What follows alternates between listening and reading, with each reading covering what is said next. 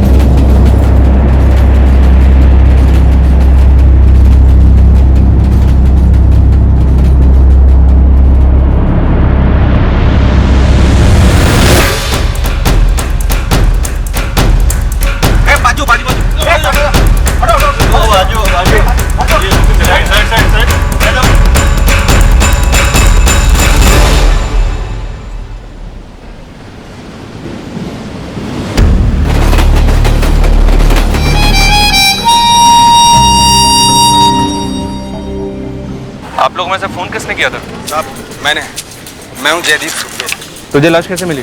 साहब वो सुबह सुबह बीड़ी की तलब लगी तो घर के बाहर आया।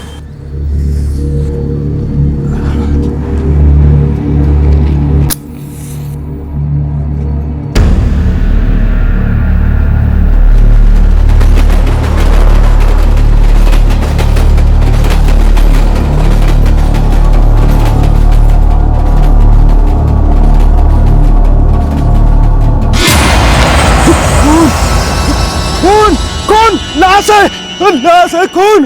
ये बच्चा इसी बस्ती का है? साहब इसके पहले तो मैंने इसको यहाँ कभी नहीं देखा। तुम लोगों में से कोई जानता है इस बच्चे को? आप जानते हैं?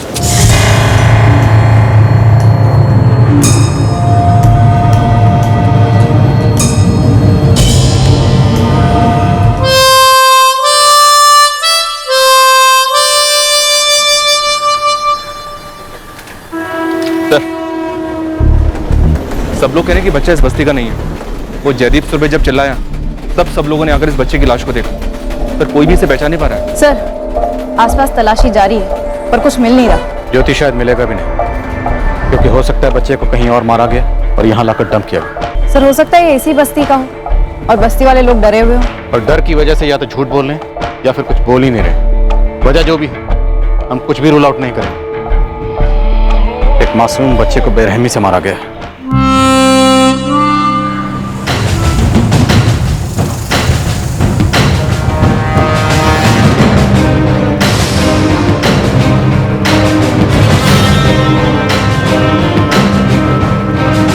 एग्जैक्ट उम्र तो इस वक्त नहीं बता सकते हम।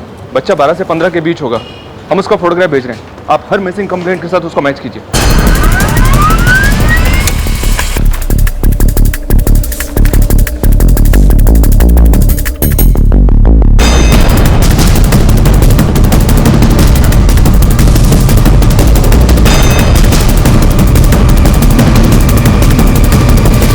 सर, हमारे जुडिशन के चारों चौकी की मिसिंग कंप्लेन हमने मैच की।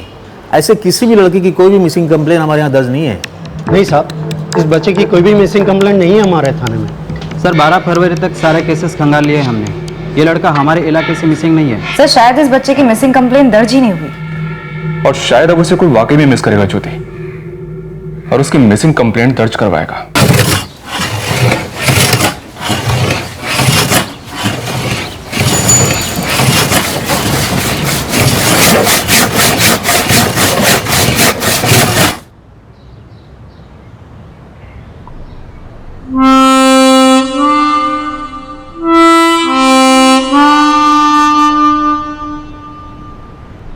चले, किडनैपिंग के जितने केसेस हैं सारे ढूंढ निकालो। कोई भी ऐसा केस जिसमें फिरौती ना पहुंची हो या फिरौती पहुंची हो फिर भी बच्चा लौटाया नहीं गया, एक एक केस ढूंढ निकालो।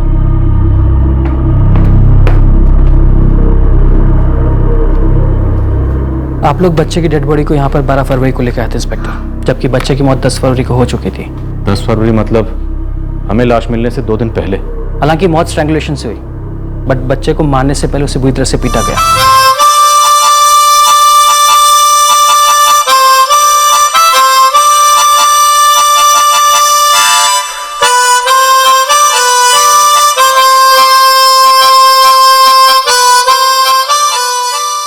कोई सेक्सुअल असॉल्ट? जी नहीं, ऐसा कुछ पता नहीं चला। सर रिसेंट किडनैपिंग का कोई भी केस इस बच्चे की डेड बॉडी से मैच नहीं हो रहा है। ना ही 10 फरवरी से लेकर आज तक किसी भी थाने में कोई किडनैपिंग रिपोर्ट हुई है इस बच्चे के एज ग्रुप से मिलती जुलती। सर मर्डर को हुए 4 दिन हो गए, बॉडी मिले हुए 2 दिन हो गए हैं, लेकिन कोई भी फैमिली सामने नहीं आई है इस बच्चे को आइडेंटिफाई करने। इनफैक्ट किसी भी फैमिली ने कहीं भी इस बच्चे की मिसिंग कंप्लेंट दर्ज नहीं की है। अगर ये जुर्म खुद बच्चे की फैमिली ने किया है तो जाहिर सी बात वो खुद इसकी मिसिंग कंप्लेंट क्यों दर्ज करवाएंगे? सर जिस तरह का इस बच्चे का हुलिया था, मेरा मतलब है कपड़े वगैरह, ऐसा लगता है कि ये किसी गरीब फैमिली से होगा। शिंदे हो सकता है बच्चे की फैमिली हो ही ना, क्योंकि बच्चे के हाथ सख्त थे, मजदूरी वाले हाथ। हो सकता है बच्चा कहीं पे मजदूरी कर रहा होगा, या फिर ये भी हो सकता है बच्चा घर से भागा हुआ हो, या किसी भिखारी माफिया से भागा हुआ, या फिर किसी अनाथालय से। हर एक पॉसिबिलिटी के एंगल है, लेकिन कत्ल के पहले बच्चे के जिस्म पर जो घाव के निशान है वो एक बात की तरफ इशारा करते हैं कि बच्चे ने किसी बड़े की बात से इनकार किया, अपोज किया, और उस बड़े ने इस बच्चे की जान ले ली। एक टीम बैगिंग माफिया को खंगालेगी, खबरें से पता करेगी कि कहीं कोई बच्चा मारा गया तो क्यों, कब, कहां और कैसे, और दूसरी टीम यतीम खानों को स्कैन करेगी, कहीं किसी यतीम खाने में कुछ गलत हो रहा हो जो अभी तक बाहर ही ना आए। और तीसरा एंगल है चाइल्ड लेबर, बाल मजदूरी। हो सकता है बच्चा किसी इंडस्ट्रियल यूनिट में काम कर रहा हो, और मुंबई में ऐसी कई इंडस्ट्रियल यूनिट हो सकती हैं जो छोटे बच्चों से काम करवाती होंगी। और एक बात, भिखारी माफिया को खंगालते वक्त उन बच्चों के सेक्शन पर खास ध्यान दो जिनसे रेलवे स्टेशन या टूरिस्ट स्पॉट पर गाना गवाया जाता है। बच्चे के पास माउथ ऑर्गन थी। ज्योति, शिंदे, देखने में एक केस भले ही ब्लाइंड लगता हो, लेकिन हमें किसी भी सूरत में बच्चे की शिनाख्त करनी, इस केस की तह तक जाना है।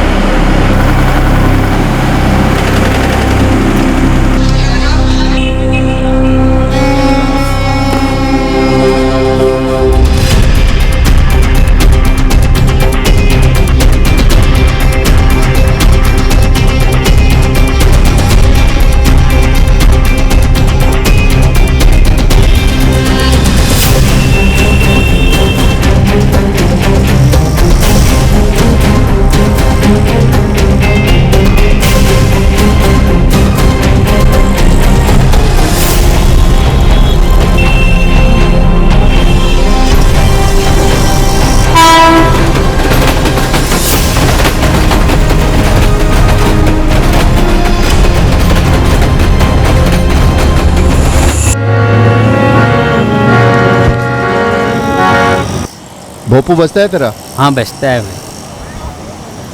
अब जा, पौनी का टाइम है। इसको देख ध्यान से। नहीं देखा, देखता भी है तो कौन याद रखता है साला इधर। चल चल, अब दिमाग की दही मत कर, चल भाई चल। बेटा इसको कभी देखा है? इसे तो कभी नहीं देखा। तो ये बांसुरी बजाता है, वैसे ये बाजा कोई ना कोई तो बजाता होगा। हाँ बजाता होगा, लेकिन मैंने तो इसे कभी देखा नहीं।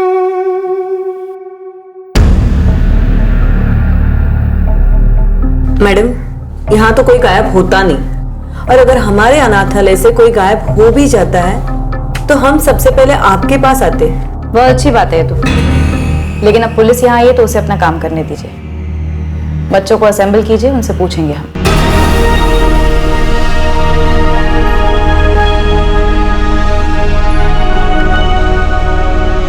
साहब और 15 बच्चे हैं, स्कूल गए हैं, लेकिन मुझ पर विश्वास कीजिए ये बच्चा हमारा नहीं है। पर किसी का तो था, और बच्चा था।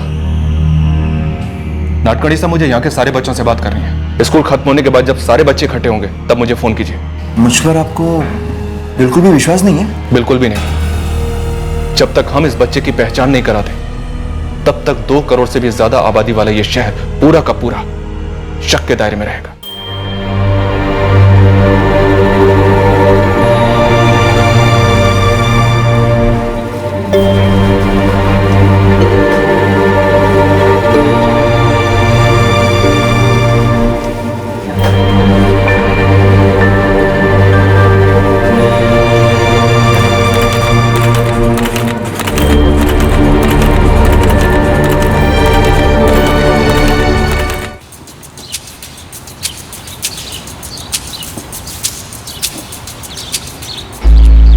नहीं सर, हमारे इंडस्ट्रियल यूनिट में तो मैंने इसे नहीं देखा है। तो कहाँ देखा है? मेरा मतलब है मैंने इसे पहले कभी नहीं देखा है। मतलब तुम्हारी यूनिट्स में जो बच्चे काम करते हैं ये उनमें से नहीं है। वैसे कितने बच्चे काम करते हैं यहाँ?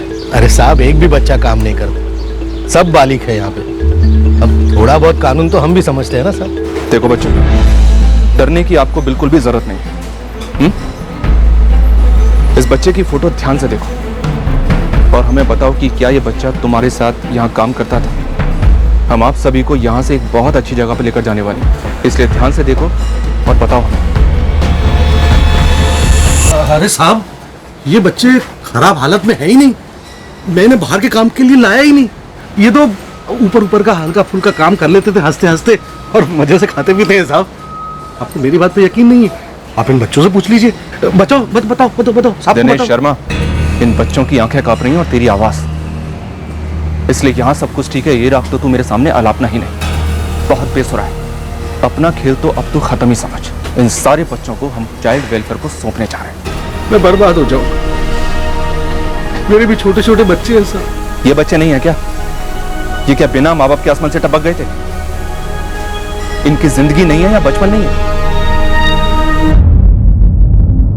नहीं सर, इस लड़के को पहले कभी नहीं देखा यहाँ। आप ही के यूनिट के जैसे यहाँ और 4-6 छोटे यूनिट्स हैं, उन यूनिट्स में से हो सकता है। सर अब हम तो बच्चों से काम कराने से रहे, और रही बात बाकी यूनिट्स की, तो टाइम किसके पास है उनका पता करने के लिए? दूसरे यूनिट्स के बच्चों को देखा तो कभी बाहर कहीं? सर बच्चों से काम करवाने वाले उन्हें इस तरह से बाहर घूमने तो देंगे नहीं। आप खुद ही पता कर लीजिए।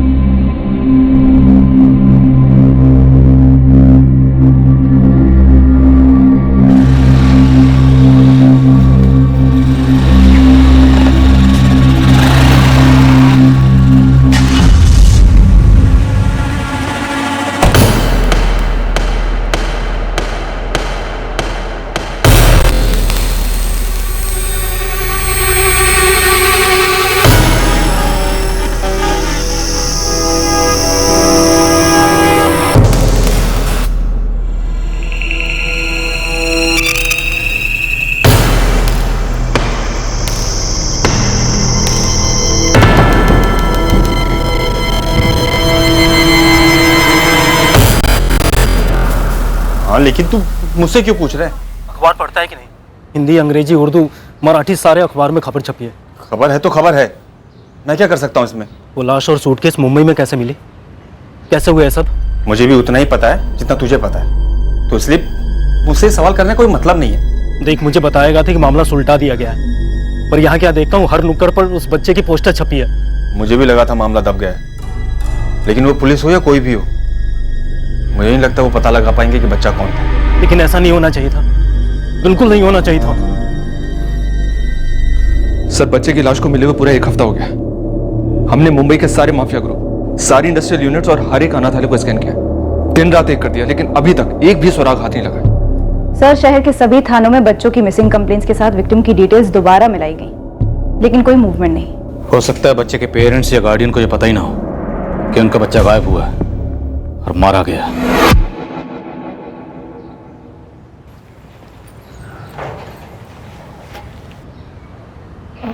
देखो जी, अम्मा की हालत कैसी खस्ता हुई पड़ी है, एकदम सुन्न पड़ी रहती है हर वक्त। कहीं कुछ कम ज्यादा हो गया तो लेने के देने पड़ जाएंगे। अब हम क्या कर सकते हैं पार्वती, अब जो हुआ है वो नसीब का लिखा है, हम तो नहीं लिख दिए थे ना। और देखो, ज्यादा परेशान होने की जरूरत नहीं है। सालों पहले बाबूजी जब गुजरे थे तब भी अम्मा का यही हाल था। हम तो सोचे थे कि कभी निकल ही नहीं पाएंगे, लेकिन जिंदगी में इतने दुख दर्द देखने थे, इतनी जिम्मेदारियां थी कि संभल गई। आशा करो कि इस बार भी संभल जाए। और कब तक ऐसे ही रहेंगी? हमसे तो उनका चेहरा देखा नहीं जाता। अरे हम भी उनका कहाँ सामना कर पाते हैं, लेकिन जो इस दुनिया से जा चुका है उसको भुलाकर आगे बढ़ना ही पड़ता है, यही जीवन है ना।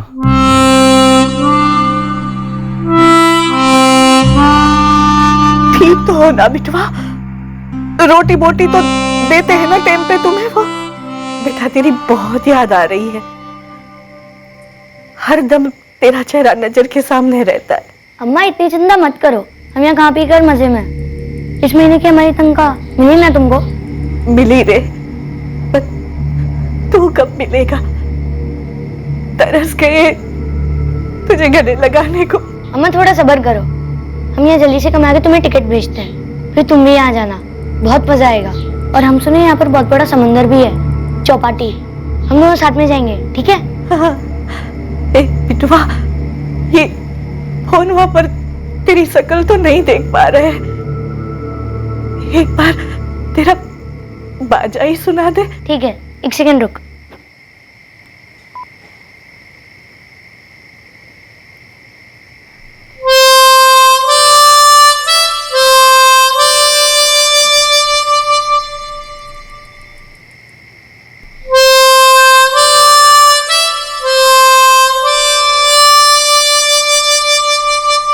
सर, बच्चे की लाश को सूटकेस में डालकर एक बस्ती में डंप कर दिया गया। काफी हाथ पैर मारने पर भी हमें इस बच्चे के बारे में एक भी सुराग हाथ नहीं लग पाया है। तो कहीं ऐसा तो नहीं कि इस बच्चे की बॉडी को मुंबई के बाहर से लाया गया हो और यहाँ लाकर ठिकाने लगा दिया? ज्योति का पॉइंट वैलिड तो है सर, क्योंकि उर्मीपाड़ा का डंप जहां पर हमें बच्चे की लाश मिली बोरीवली स्टेशन के काफी नजदीक है, ऑलमोस्ट लगा हुआ है।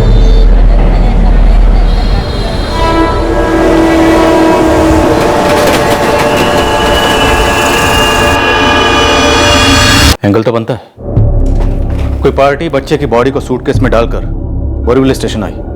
बोरीवली स्टेशन पर उतरने के बाद सबसे नजदीक उर्मीपाड़ा के एरिया में सूटकेस को डंप किया और 9-11 हो गए। तो पूरे चांसेस हैं कि बोरीवली स्टेशन के किसी प्लेटफॉर्म के सीसीटीवी कैमरे में उनकी तस्वीरें कैद हुई होंगी। सर, वो बड़ा ब्लैक सूटकेस आइडेंटिफाइबल है।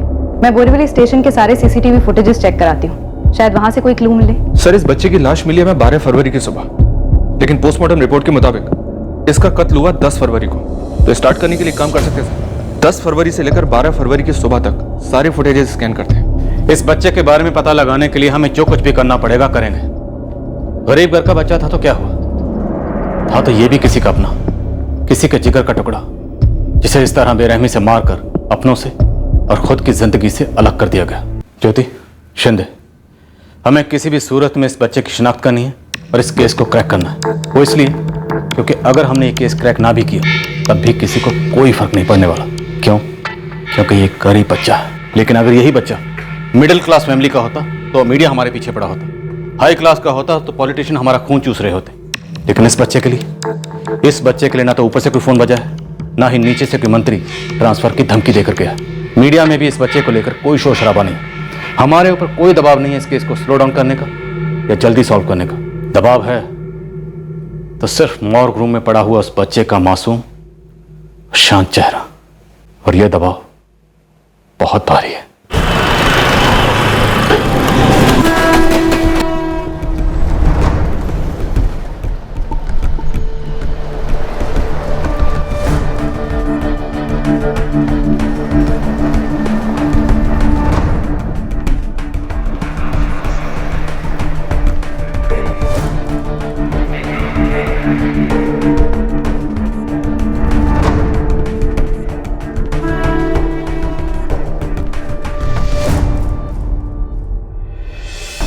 सर, लगता है टारगेट मिल गया।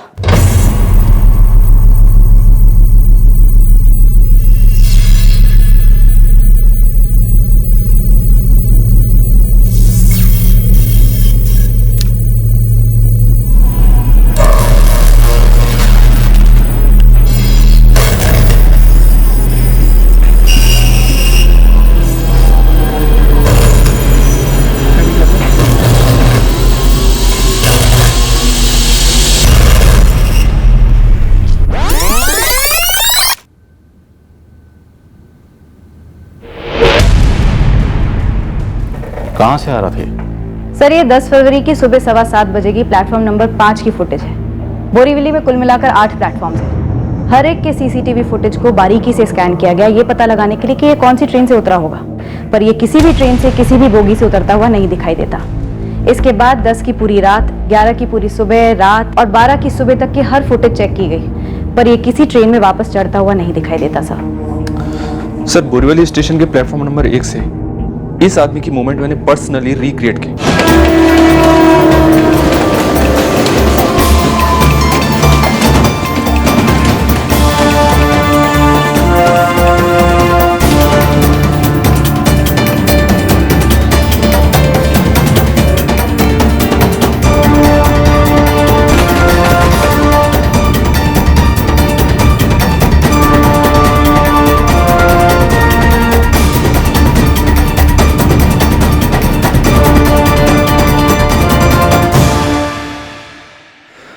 सर प्लेटफॉर्म 4 से ये उर्मीपाड़ा झोपड़पट्टी का डंप एरिया मुश्किल से 8 से 10 मिनट दूर है।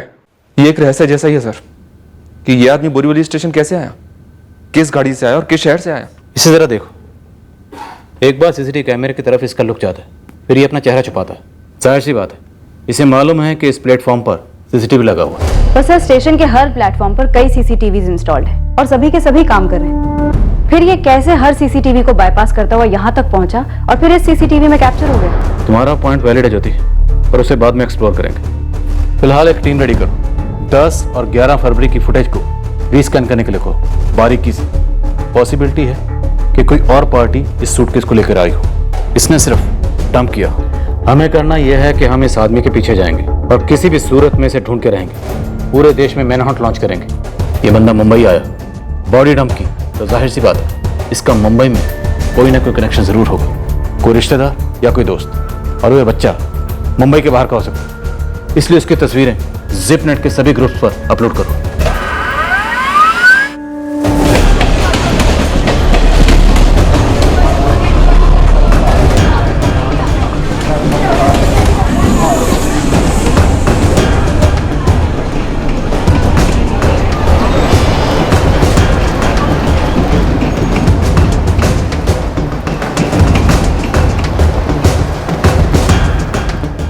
नहीं देखा।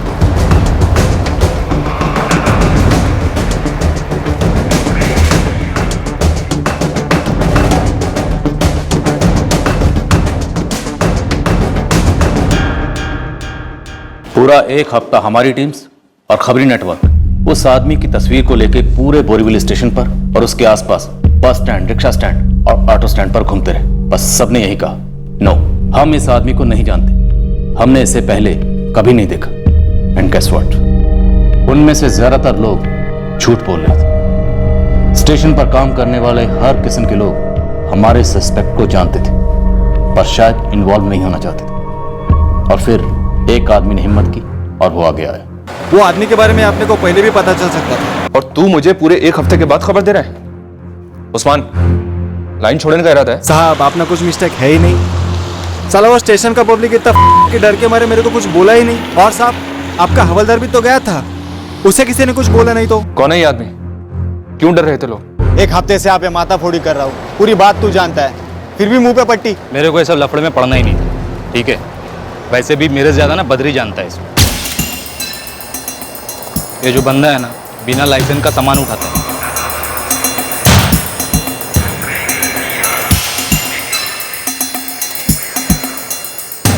नाम पता फोन नंबर इस बंदे का? उसका नहीं है, बदरी का है, देता हूँ। हाँ दे दे। पता ही होगा, इस आदमी ने एक बच्चे की लाश सूटकेस में डालकर उर्मीपाड़ा फेंक दी। यही खूनी हो सकता है, और तुम लोग एक चुप रहे।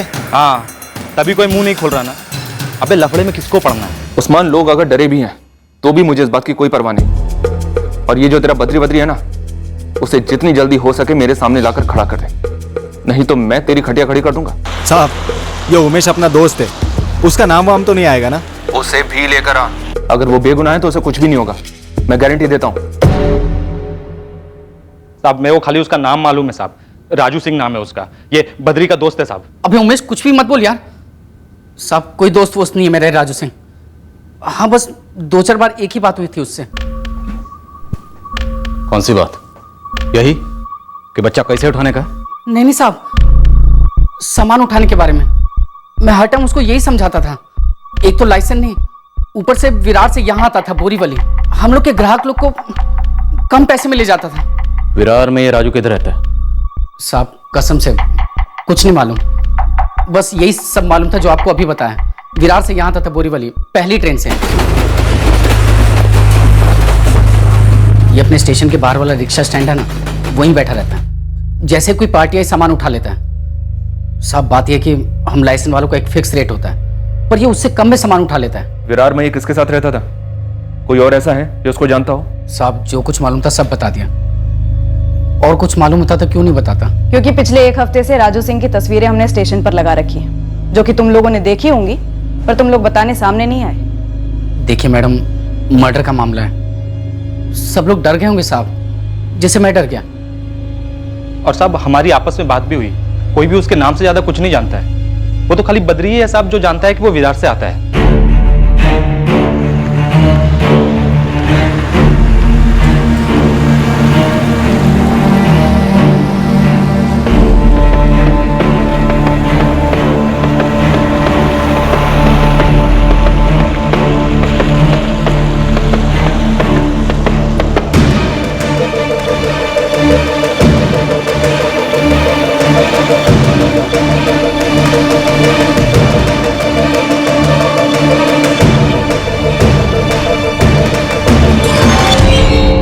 उस्मान पूरा विरार खंगाल डालो, जरूरत पड़े तो और लोग लगाओ, लेकिन मुझे राजू सिंह चाहिए तो मतलब चाहिए, कोई बहाना नहीं। सर, जिपनेट पर बच्चे की फोटो अपलोड की थी, लेकिन अभी तक कोई रिस्पॉन्स नहीं है।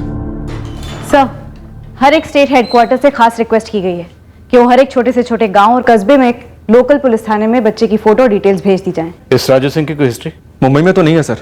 मुंबई के हर थाने में इसकी फोटो डिटेल्स भेजी थी, लेकिन इसकी कोई हिस्ट्री नहीं है। क्यों थी? सीसीटीवी स्कैन सर जारी है, 2 टीम्स लगी हुई हैं। एक टीम 10 फरवरी का फुटेज स्कैन कर रही है और दूसरी 11 का। वैसे जब से पता चला है कि ये राजू बिना लाइसेंस वाला कुली है, वो इन 2 दिन की और उससे पहले की भी फुटेज में कई बार पब्लिक का सामान उठाते हुए दिखाई दिया है। 3 हफ्ते गुजरने के बाद भी बच्चे की कहीं भी कोई मिसिंग कंप्लेंट दर्ज नहीं हुई, तो मतलब साफ है बच्चा मुंबई के बाहर का है, किसी दूर दराज के इलाके का। और इस मासूम के माँ बाप को पता भी नहीं है कि उनका बच्चा इतनी बेरहमी और बेदर्दी से मारा गया है।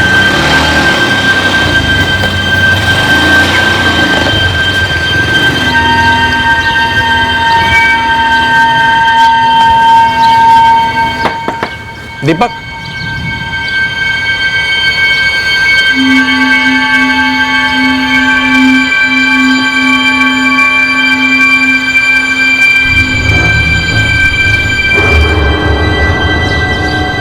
$50,000 है, गिन लेना। गिनने की क्या जरूरत है साहब?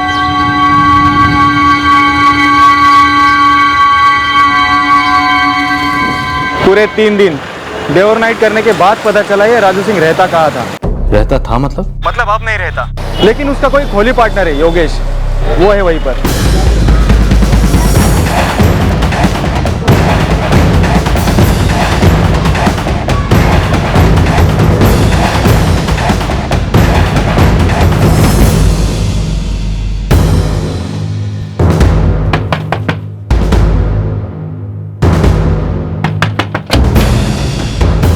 अरे बोला ना राजू गाँव गया हुआ है। कौन से गांव, कौन सा जिला, कौन सा स्टेट, बोल।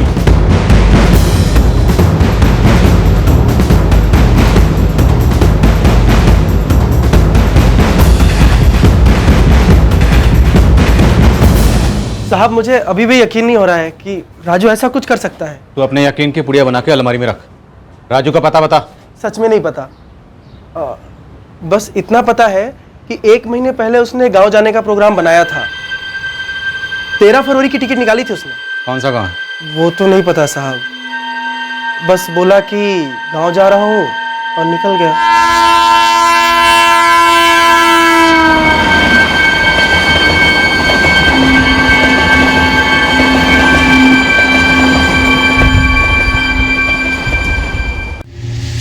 पूरे घर में राजू का एक भी सामान नहीं दिख रहा है। देखिए सर, ऐसा है कि मैं सिर्फ पिछले 4 महीने से यहाँ रह रहा हूँ और राजू उससे भी 1 महीने पहले से। हम दोनों मकान मालिक को 1200 रुपए देते हैं और इस रूम में एक साथ रहते हैं। वैसे हमारी कोई खास दोस्ती नहीं है साहब, और उसका क्या क्या सामान पहले से ही रखा था मुझे कुछ पता नहीं। एक बार फिर से पूछ रहा हूँ, राजू का गांव कौन सा है, कहाँ गया है वो सच में नहीं पता साहब। हाँ पर इतना पता है कि वो MP साइड का रहने वाला है साहब। आधे घंटे से तुमसे पूछ रहा हूँ उसका गांव कौन सा है, उसका जिला कौन सा है, उसका स्टेट कौन सा है, तब तेरे मुंह से MP नहीं निकला। क्या लगता है MP मनी प्लांट को कहते हैं? हाँ भूल गया था साहब। कोई बात नहीं बेटा, जो भूल जाता है ना उसकी याददाश्त हम ताजा करते हैं। नहीं साहब, गलती हो गई, मैं सच में भूल गया था साहब। सुन योगेश, तेरे मकान मालिक के साथ तुम दोनों का एग्रीमेंट तो बना होगा। मेरा एग्रीमेंट तो उनके साथ नहीं है। राजू का नहीं पता।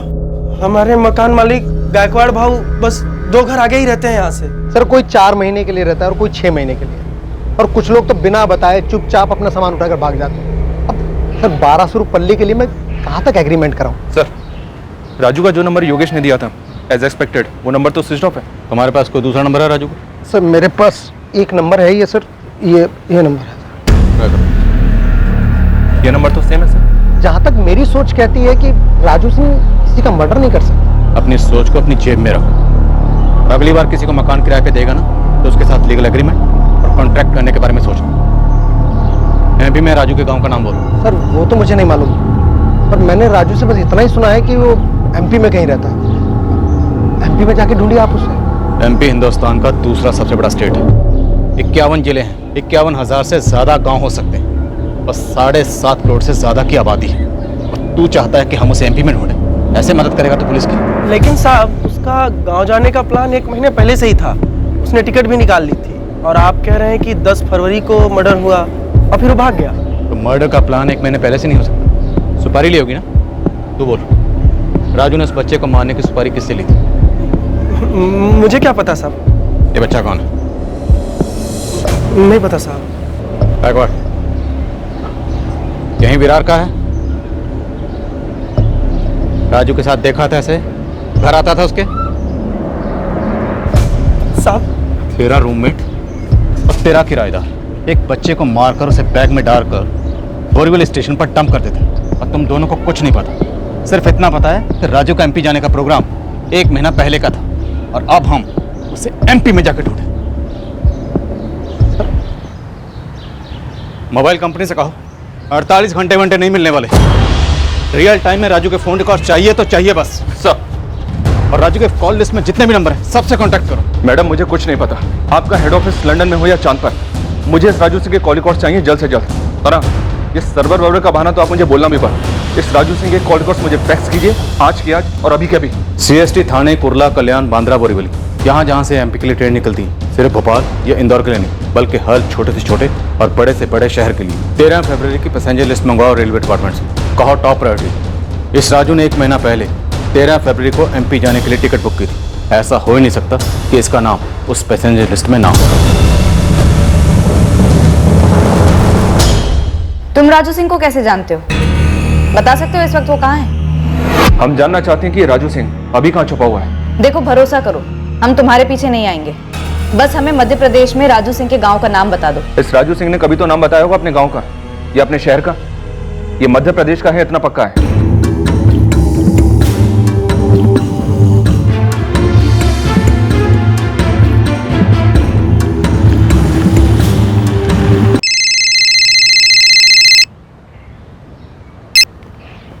हेलो, कौन बोल रहा है?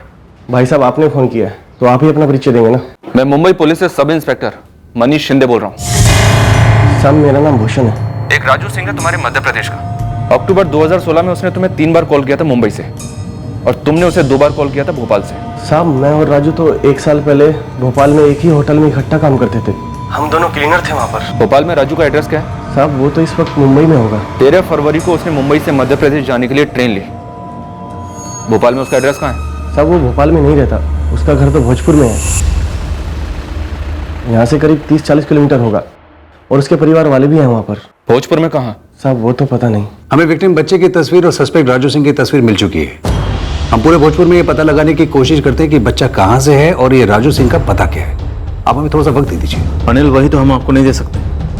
हमें बच्चे की बॉडी मिले हुए 1 महीना हो गया और हमारे पास इस राजू के अलावा और कोई लीड नहीं है। अब जाके पता चला कि ये आपके भोजपुर का रहने वाला। अपने सबसे सही बंदों को काम पर लगाइए और ढूंढ निकालिए इस राजू सिंह को। यस सर, बिल्कुल हो जाएगा। एक बार ये राजू सिंह भोजपुर पुलिस के हाथ लग जाए और हमारे हाथ स्मूथ ट्रांसफर हो जाए तो बहुत सवाल हैं इस राजू सिंह के लिए। हॉस्पिटल से फोन आया था सर, वो लोग पूछ रहे हैं कि बच्चे की बॉडी अभी भी रखनी है या बच्चे का DNA, उसके कपड़े, बाकी की चीज़ें प्रिजर्व करके उसका अंतिम संस्कार करना। नहीं शिंदे, जब तक बच्चे का नाम पता नहीं चल जाता, उसके माँ बाप का पता नहीं चल जाता, ये पता नहीं चल जाता कि बच्चा कहाँ से था, कौन था और क्यों मारा गया, बच्चे का अंतिम संस्कार नहीं किया जाएगा।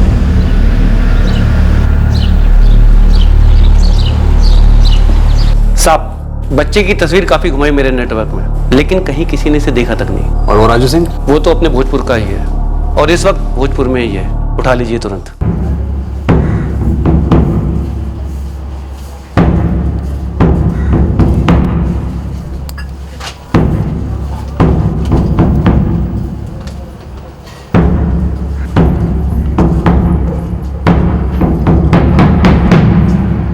वो शांति से रोजमर्रा की जिंदगी बसर कर रहा है।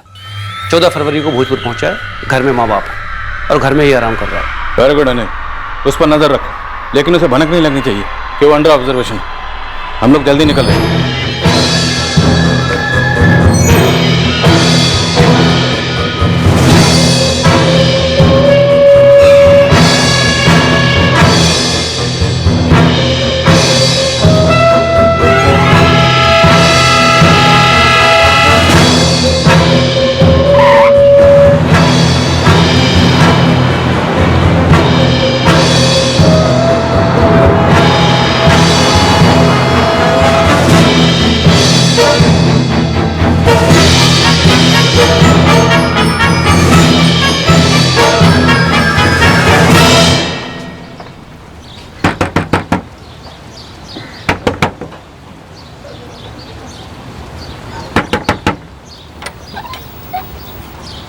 जी राजू सिंह?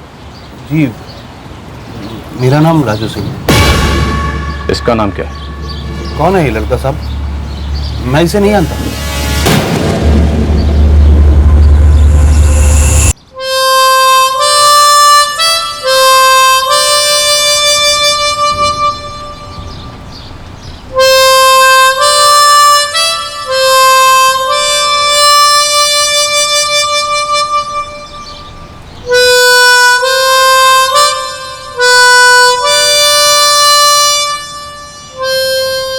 इस राजू ने खुद से इस बच्चे को मार डाला था या किसी और के लिए काम किया था? आपने उन दुकानों की फुटेज स्कैन की जहां से उसने वो बैग खरीदी हुई हो? और ये बच्चा कहीं मुंबई से ही तो नहीं था जिसकी कंप्लेंट दर्ज की ही नहीं गई थी? बच्चे की मिसिंग कंप्लेंट दर्ज ना करवाने के पीछे एक कड़वा सच था, एक ऐसा सच जिसका सामना हमने पहले कभी किसी केस में नहीं किया था। और ये राजू सिंह, इसकी संगीन जुर्म में भूमिका काफी संदेहपूर्ण थी। वो बच्चा क्यों मारा गया, कैसे मारा गया, और राजू सिंह ने इस बच्चे की बॉडी को सूटकेस में डालकर उर्मीपाड़ा में क्यों डंप किया और कैसे डंप किया? कौन है ये लड़का साहब? मैं इसे नहीं जानता।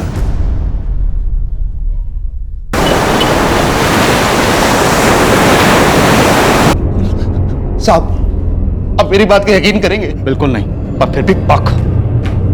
साहब, मैं इस बच्चे को नहीं जानता हूं साहब। मैंने इसका चेहरा तक नहीं देखा साहब। तूने एक अनजान बच्चे को उठाया, उसकी शक्ल तक नहीं देखी, लेकिन गला दबाकर उसे मार दिया और कचरे में फेंककर भाग गया। क्यों? इसने सुपारी दी थी या तेरे दिमाग में कचरा भरा था? और कितने बच्चों को मारा था? बोल बोल साहब, जो हुआ है मैं सब बोलूंगा। पर साहब ये सच है, मैं इस बच्चे को नहीं जानता हूँ साहब। सच में कुछ नहीं साहब। वो बच्चा कौन था और तूने उस बच्चे को क्यों मारा? मैंने नहीं मारा साहब, मुझे नहीं पता। मैं आप लोगों से इतनी बात बोल रहा हूँ, आप लोग मेरी बात सुन ही नहीं रहे। चल दोबारा बोल। सर ये ऐसे नहीं बोलेगा। इसे पीट कर सूटकेस में बंद करके कई घंटों के लिए छोड़ देते, तब इसकी अकल ठिकाने आएगी। ठीक है मैडम, जितना मर्जी उतना मार लो, पीटो, सूटकेस में बंद कर दो। मैं वही बोलूंगा जो मैंने किया है और जो मैं जानता हूं, और यही सच है। सच ये नहीं, सच ये तस्वीर है। देख इसमें, ये तू ही है ना सीसीटीवी कैमरे से छुपने की कोशिश कर रहे, और तेरे हाथ में वो सूटकेस था जिसमें बच्चे की लाश थी। मैं तब मना कर रहा हूँ कि साहब मैं नहीं हूं साहब, लेकिन साहब उस वक्त साहब मुझे ये नहीं पता था कि इस सूटकेस के अंदर लाश है साहब। साहब मुझे बस ये लगा था कि इसमें तगड़ा माल है साहब। 12 फरवरी को सुबह सुबह बोहनी का टाइम था साहब, और मैं बोरीवली स्टेशन के बाहर बैठ के साहब वो पैसेंजर का इंतजार कर रहा था साहब।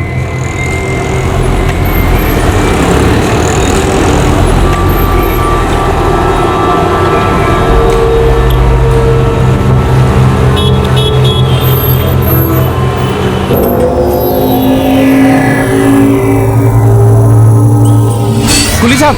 हाँ लाइए, सामान ले लूं? हाँ ले लो।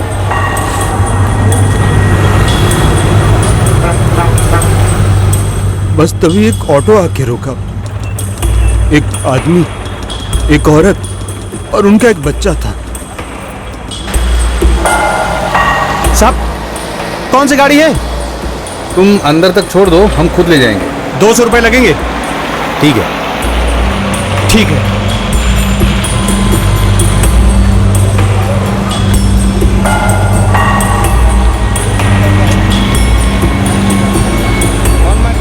एक मिनट रुको भाई, एक मिनट। क्या हुआ साहब? तुम लोग यहीं रुको, मैं टिकट निकाल के आता हूँ। बिना रिजर्वेशन के जा रहे हैं क्या? कौन सा गाड़ी बोलो तो मैं सीट पकड़ के देता हूँ आपको। नहीं नहीं नहीं नहीं, उसकी कोई जरूरत नहीं है, मैं खुद टिकट निकालूंगा। तुम रुको यहाँ।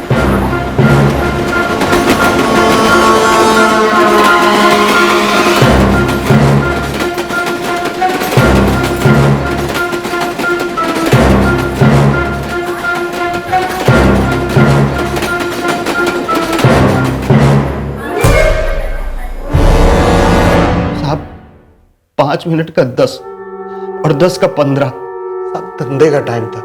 फिर मैंने उस मेम साहब को बोल दिया आखिर में। 15 मिनट से ऊपर हो गया है। शायद लाइन लंबी होगी। वेटिंग का एक्स्ट्रा 100 रुपए लगेगा, हम पहले बोल दे रहे हैं। अच्छा ठीक है, रुको। फोन करके पूछो ना आप एक बार। ठीक है, पूछती हूँ।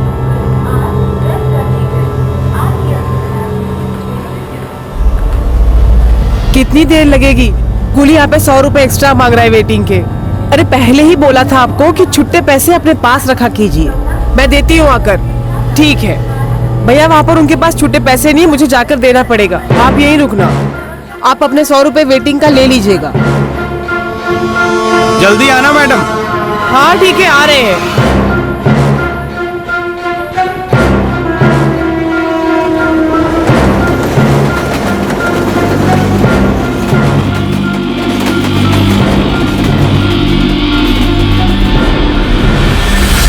साहब वो लेडीज अपने बच्चों को लेकर वहां से निकल गई।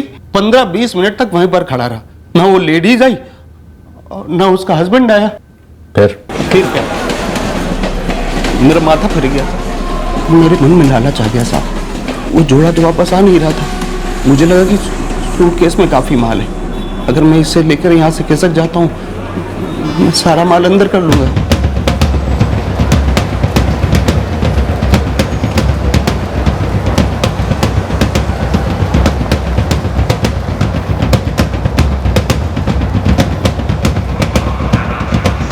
फिर मैं ब्रिज पे चढ़ गया और वहां से प्लेटफॉर्म नंबर 4 की तरफ गया और वहां से पटरी में उतर गया था। तुझे मालूम था ना स्टेशन पर हर जगह सीसीटीवी लगा है? हाँ साहब, मुझे स्टेशन का हर एक सीसीटीवी कैमरा पता है साहब। मैं उन सब से बचकर जा रहा था साहब, लेकिन एक सीसीटीवी कैमरा मेरे दिमाग से साहब निकल गया साहब, जो वो प्लेटफॉर्म नंबर 4 के एंड पे था साहब।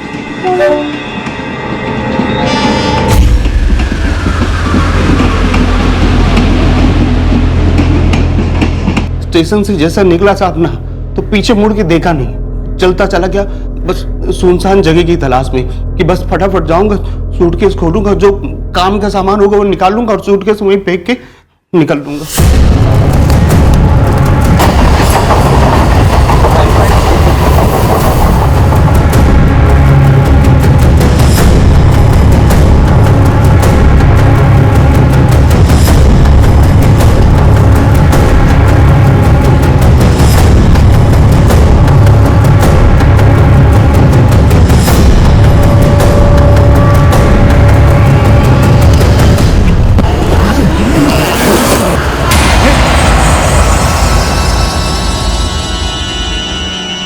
लेने के देने पड़ गए थे मुझे साहब। लाश देखते मेरा खून जम गया साहब, मेरे हाथ पर एकदम सुन्न पड़ गए साहब। मैंने लाश का चेहरा भी ढंग से नहीं देखा साहब। मेरा दिमाग एकदम खाली हो गया था, समझ में नहीं आ रहा था करे तो क्या करे साहब। सबसे बड़ा डर ये लग रहा था कि मुझे उस सूटकेस के साथ जाते हुए किसी ने देखा तो नहीं वहां पर। मैंने सोचा वहीं पर फेंक देता हूँ, फिर मैंने सोचा नहीं कहीं और फेंक दूंगा।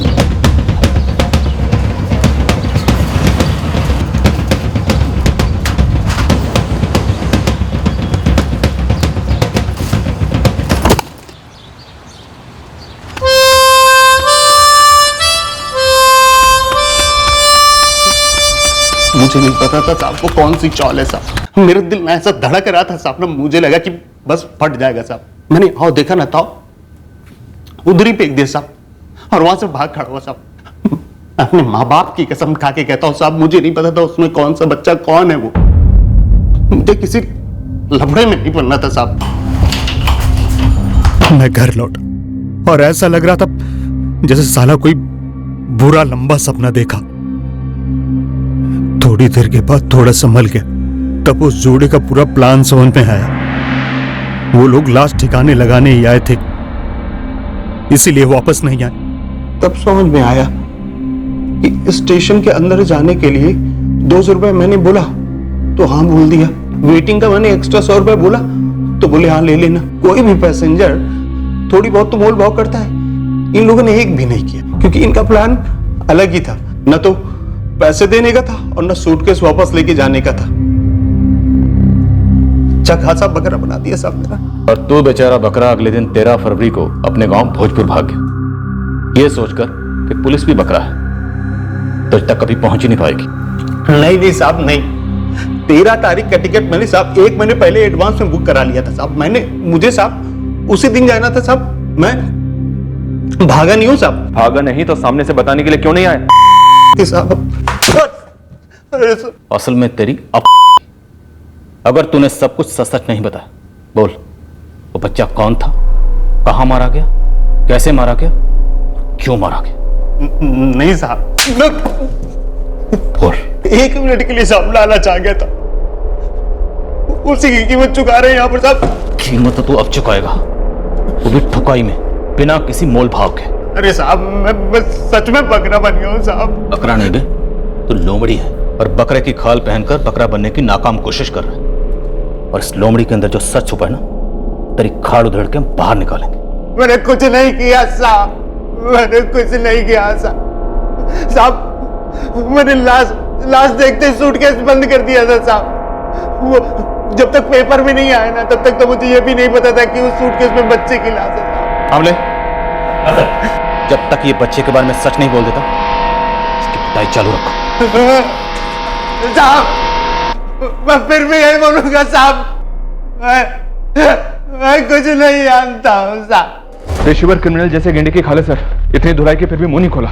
शातिर भी है सर, स्टेशन के बाहर सीसीटीवी नहीं है ये जानता है, इसलिए कुछ भी कहानी पेल रहा है, क्योंकि हम वेरीफाई नहीं कर सकते। सर हो ना हो इस राजू सिंह ने ही बच्चे को मारा है। ठोकते रहो, जब तक पूरी सच्चाई ना उगल दे ठोकते रहो।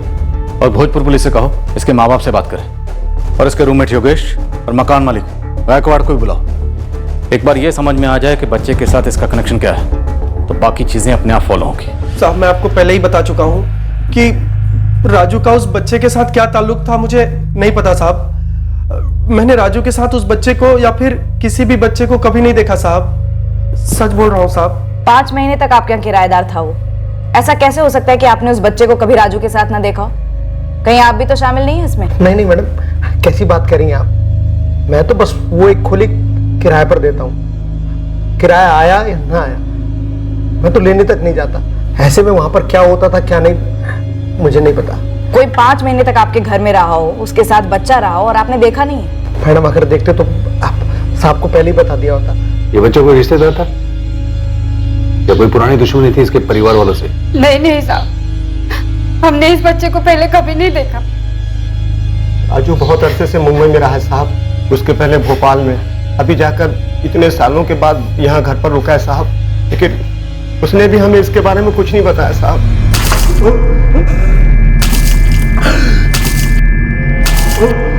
पूरे 4 दिन हो चुके हैं सर, इस राजू सिंह से ताल्लुक रखने वाले हर आदमी की क्वेश्चनिंग की, पर किसी ने भी राजू के साथ इस बच्चे को नहीं देखा। सर ये अलग ही मिट्टी का बना हुआ है, 4 दिन से 1 सेकंड भी सोने नहीं दिया है, पर अभी भी वही राग अलाप रहा है। कहीं ऐसा तो नहीं है राजू सिंह सच बोल रहा है? सर अगर ये झूठ बोल रहा होता तो अभी तक टूट जाता।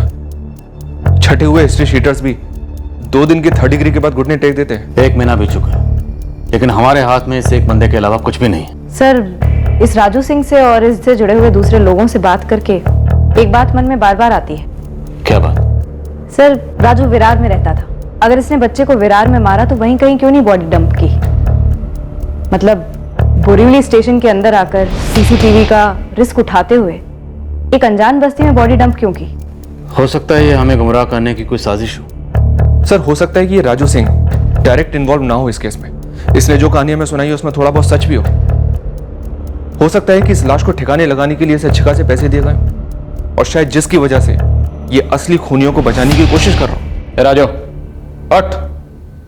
उठ, आंख खोल। चल मान लिया तूने बच्चे को नहीं मारा, तूने सिर्फ लाश को ठिकाने लगाया।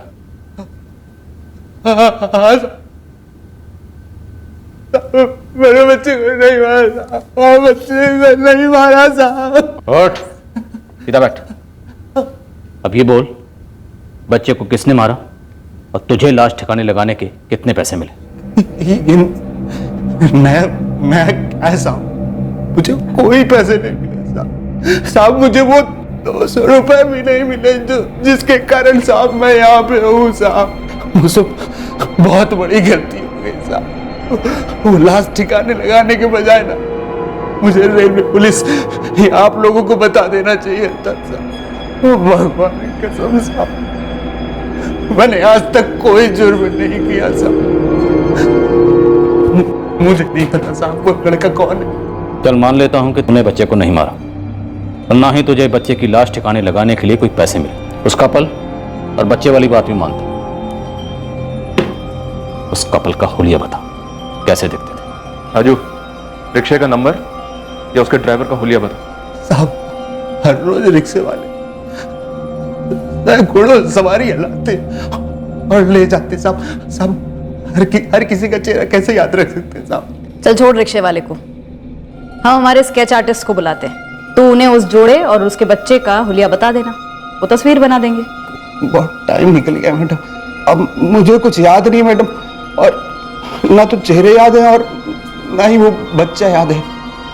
लेकिन हाँ ये याद है कि वो खाते पीते घर के शरीफ लोग लग रहे थे। अबे कैसा आदमी है तू? हम तुझे इतना मौका दे रहे हैं तेरी खाल बचाने का, पर तू है कि उतरवाने पर लगा है? देख राजू, रोज रोज कोई सूटकेस में लाश उठवाने नहीं आता है जो तुझे उनके चेहरे याद नहीं आ रहे। क्या बोले जा रहे हो आप साहब? जब मैं सूटकेस उठा रहा था तो साहब मुझे थोड़ी पता था कि उसके अंदर बच्चे की लाश है साहब। अगर मुझे पता होता तो साहब मुझे उनके चेहरे याद होते ना, तो साहब मैं आप लोगों को बता के वो स्केच फोटो बनवा के साहब यहाँ से निकल जाता है ना अपने आप को बचा के। मैं सच में कह रहा हूँ साहब, मुझे उनके चेहरे नहीं आते साहब। फिर भी बैठाओ स्केच आर्टिस्ट के साथ और उस जोड़े की कहानी दोहराने के लिए कहो। एक बार नहीं, 2 बार नहीं, बार बार। जब तक जोड़े का स्केच बन नहीं जाता तब तक दोहराते रहो। दोनों में से किसी एक का भी चेहरा बन गया तो हमारे हाथ में कुछ तो होगा इस केस में आगे बढ़ने के लिए।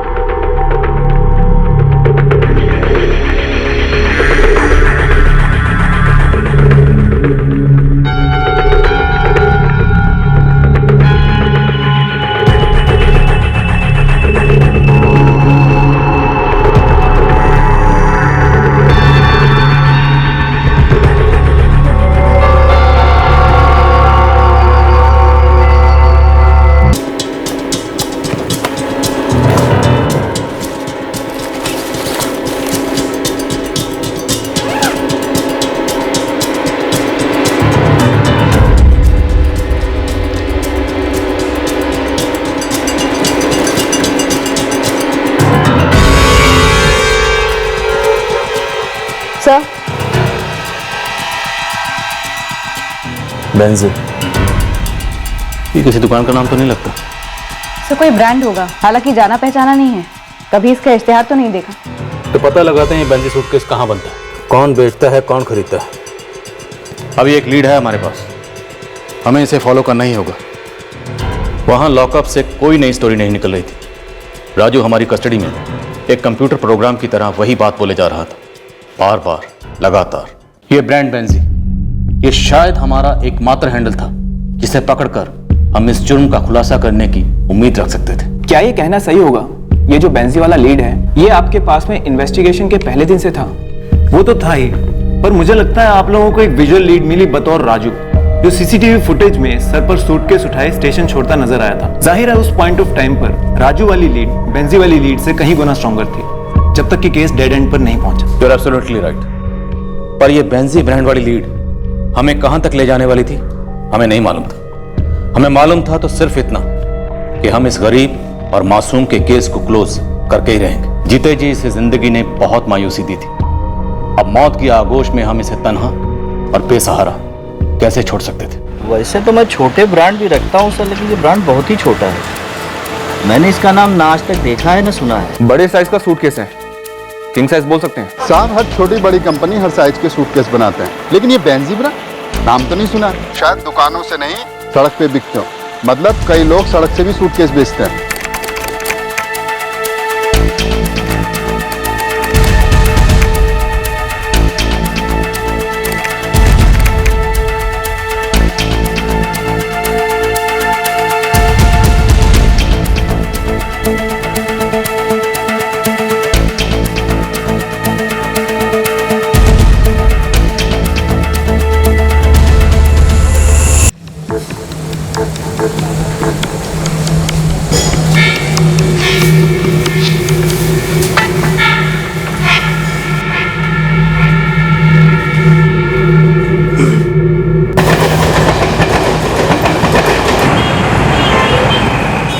बड़ी तगड़ी फील्डिंग के बाद पता चला आपके इस बेंजी कंपनी के बारे में। शाबाश उस्मान। क्या ये बेंजी सूटकेस मुंबई में बनते हैं? नहीं साहब, मुंबई से लगकर भिवंडी है, छोटा सा यूनिट है। KSR प्रोडक्ट्स के नाम पे है ये कंपनी।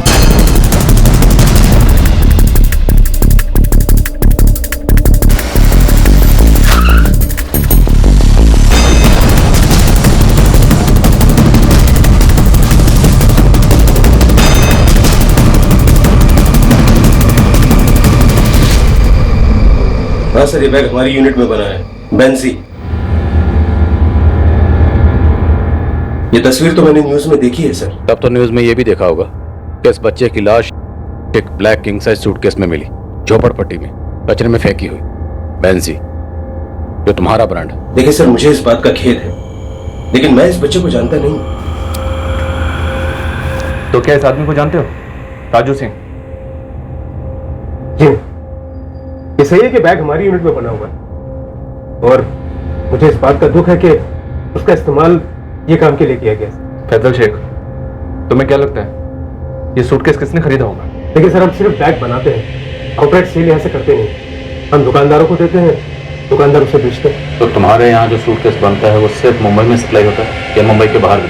सिर्फ मुंबई में, और सिर्फ 2 दुकानदार हैं जो हमारा माल खरीदते हैं। सिर्फ 2? हमारी यूनिट बहुत छोटी है, चाहे तो खुद देख लीजिए। फुल कैपेसिटी में काम होता है, और जितना भी माल बन पाता है ये 2 दुकानदार उठा ले जाते हैं। उन दोनों दुकानों के एड्रेस, उनके मालिक के फोन नंबर्स और उनके नाम सबके सब चाहिए अभी के अभी। जी, मिल जाएंगे। ले लीजिए।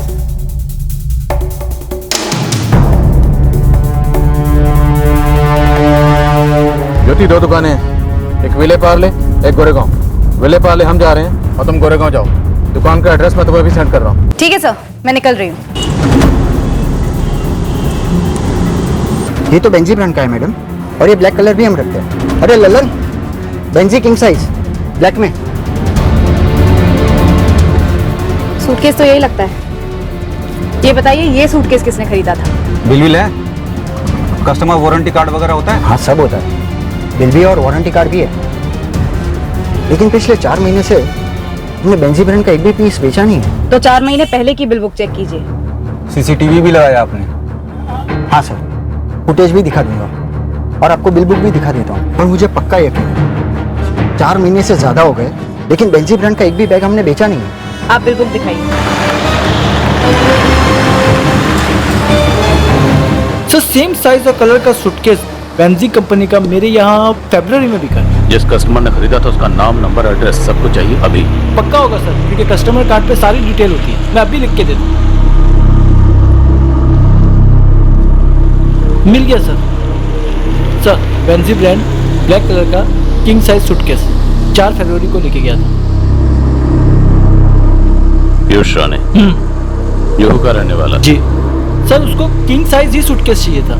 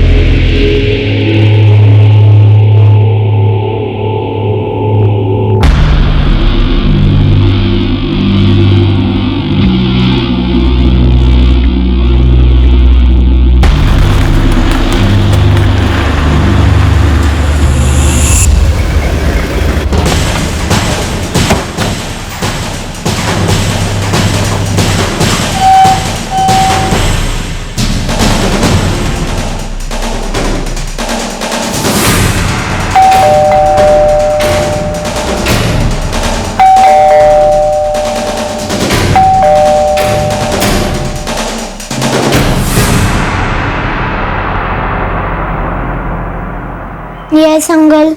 मम्मी पापा हैं घर पे? मम्मी मम्मी पुलिस अंकल आया।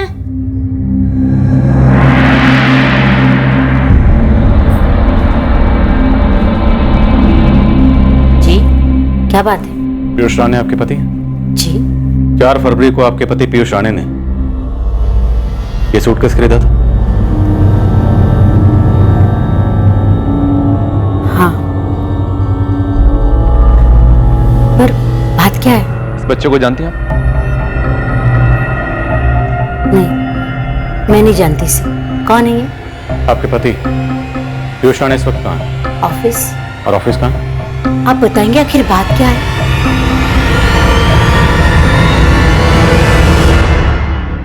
सर मैं नहीं जानता ये बच्चा कौन है और मेरे खरीदे हुए सूटकेस से इस बच्चे का क्या कनेक्शन है? कनेक्शन ये है राणे साहब कि इस सूटकेस में एक बच्चे की लाश मिली।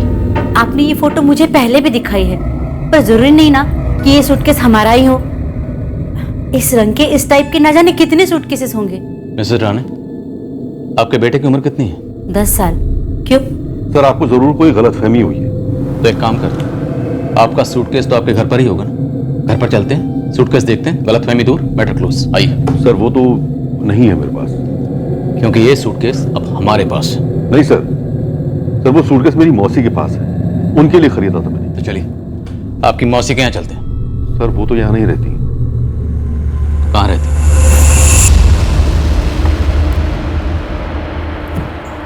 नहीं मैडम, मैंने इसे देखा तो नहीं पीयूष राणे साहब के घर पे। मुझे नहीं लगता कि ये वहां पर काम करता था। पक्का ये वहाँ काम नहीं करता था? मैडम अगर किसी को चुपके से घर में लेकर आएंगे और उसको बाहर कदम भी नहीं रखने देंगे तो मैं कैसे बोल सकता हूँ? अब ये तो हद है सर। आपको किसी क्राइम में ब्लैक कलर का सूटकेस मिलता है और चूंकि हमने भी उसी कलर का सूटकेस खरीदा है, आप हमें खूनी बताएंगे? तो कुछ लॉजिक वॉजिक है या नहीं? मैंने आपसे बड़ा सिंपल, सरल और सीधा सवाल पूछा। जो आपने ब्लैक सूटकेस खरीदा था वो कहाँ है? आपने कहा वो आपने अपनी मौसी के लिए खरीदा था, जो अब्रॉड जाने वाली थी।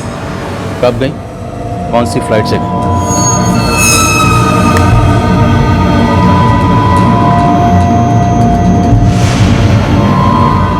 अब मैंने बोला आपसे, मुझे ठीक से याद नहीं है और वो बच्चा तो बिल्कुल भी याद नहीं है। वो जोड़ा इस वक्त यहीं बैठा है, चलकर देख और बता। मैंने कहा ना आपसे, मुझे याद नहीं। चलकर देख और बता। ले चल। सर 7 फेब को मेरी मौसी पेरिस गई, वहां हमारे और भी रिलेटिव्स हैं। हमें अपनी तरफ से बहुत सारा सामान भेजना था, इसलिए इतना बड़ा सूटकेस खरीदा हमने। राणे साहब आपने फ्लाइट डिटेल नहीं लिखी? आपको हम पर भरोसा नहीं है? रत्ती भर नहीं। Flight detail. सर मैं एक बार कह चुका हूं आपसे कि मैं इस बच्चे को नहीं जानता, और 12 फरवरी तो क्या मैं पिछले 7-8 सालों में बोरीवली या फिर किसी भी रेलवे स्टेशन पर बाय ऑटो रिक्शा नहीं गया हूं। मैं अपनी कार से ही ट्रैवल करता हूं सर। देखिए, आपको जो चेक करना है कर लीजिए। हम 12 फरवरी को अपने घर पर ही थे। आप हमें बिना मतलब हरास कर रहे हैं। ये जो बच्चा मारा गया है ना, इस बच्चे की उम्र भी आपके बेटे की उम्र के बराबर है। तो आप खुद एक माँ, दिल पर हाथ रखकर सोचिए, जिस माँ का ये मासूम बच्चा मारा गया उसे तकदीर ने कैसे हरास किया। Flight detail please. लता के घर में मैंने इससे पहले कभी नहीं देखा। कोई मौसी ठहरी थी इनके यहाँ? हाँ, एक लेडी तो देखी थी मैंने, मेरे ही उम्र की होगी, पर वो मौसी थी या कोई और वो मुझे नहीं पता। कब की बात है ये? फरवरी के पहले हफ्ते की, तारीख मुझे याद नहीं है। ये रही फ्लाइट डिटेल। क्या अब हम जा सकते हैं? जी थैंक यू।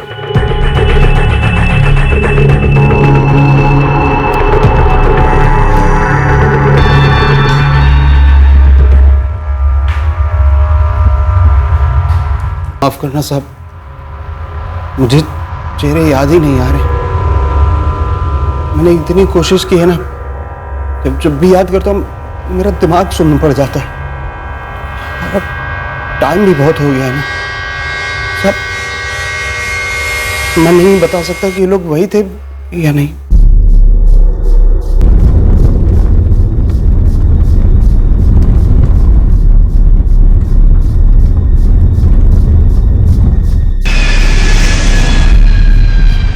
नाम शीला गावड़े, ट्रैवल डेट 7 फरवरी, flight SN124 Mumbai to Paris. अगर आपको उस डेट का सीसीटीवी फुटेज चाहिए तो आपको यहाँ आना होगा, ताकि उस डेट का चेक इन पॉइंट का कैमरा फुटेज आप देख सके और उस सूटकेस को आइडेंटिफाई कर सके। इसे सच में उनके चेहरे याद नहीं है, या फिर ये हमारे साथ कोई बहुत ही शातिर गेम खेल रहा है? सर, पीयूष राणा ने एक सूटकेस खरीदा, same colour, same size, same brand, black suitcase, Benji brand, जिसका इस्तेमाल लाश को ठिकाने लगाने के लिए हुआ। राजू सिंह ने हमें बताया कि उसे ये सूटकेस एक कपल ने हैंड ओवर किया था, इनके साथ एक छोटा बच्चा था। सारी चीजें राणे फैमिली के साथ मैच हो रही हैं। 2+2 4 साफ नजर आ रहे हैं। मैं एक बार पीयूष के ऑफिस में चेक कर लेता हूँ सर।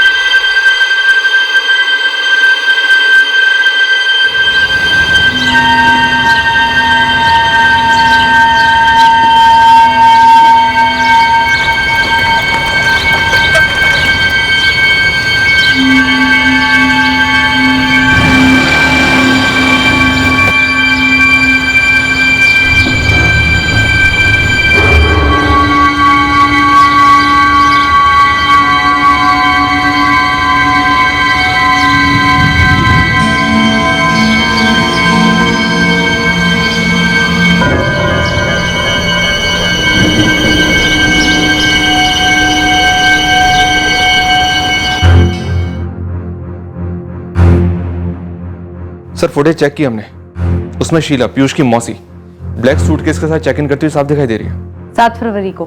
क्या ऐसा हो सकता है कि फैसल ने अपना स्टॉक किसी तीसरी या चौथी दुकान को ही बेचा हो, इन 2 दुकानों के अलावा, जिन्हें हमने स्कैन किया? नहीं सर, वही 2 क्लाइंट है जिनका नंबर मैंने आपको दिया था, और दूसरे क्लाइंट नहीं है मेरे पास सर। पक्का फैसल? देखिए सर, अगर होता तो पहले ही आपको बता चुका होता। मैं भी चाहता हूँ कि बच्चे के कातिल पकड़े जाए सर। दुख हुआ बहुत सुनकर, और फिर मेरा बनाया हुआ बैग इस्तेमाल हुआ है सर।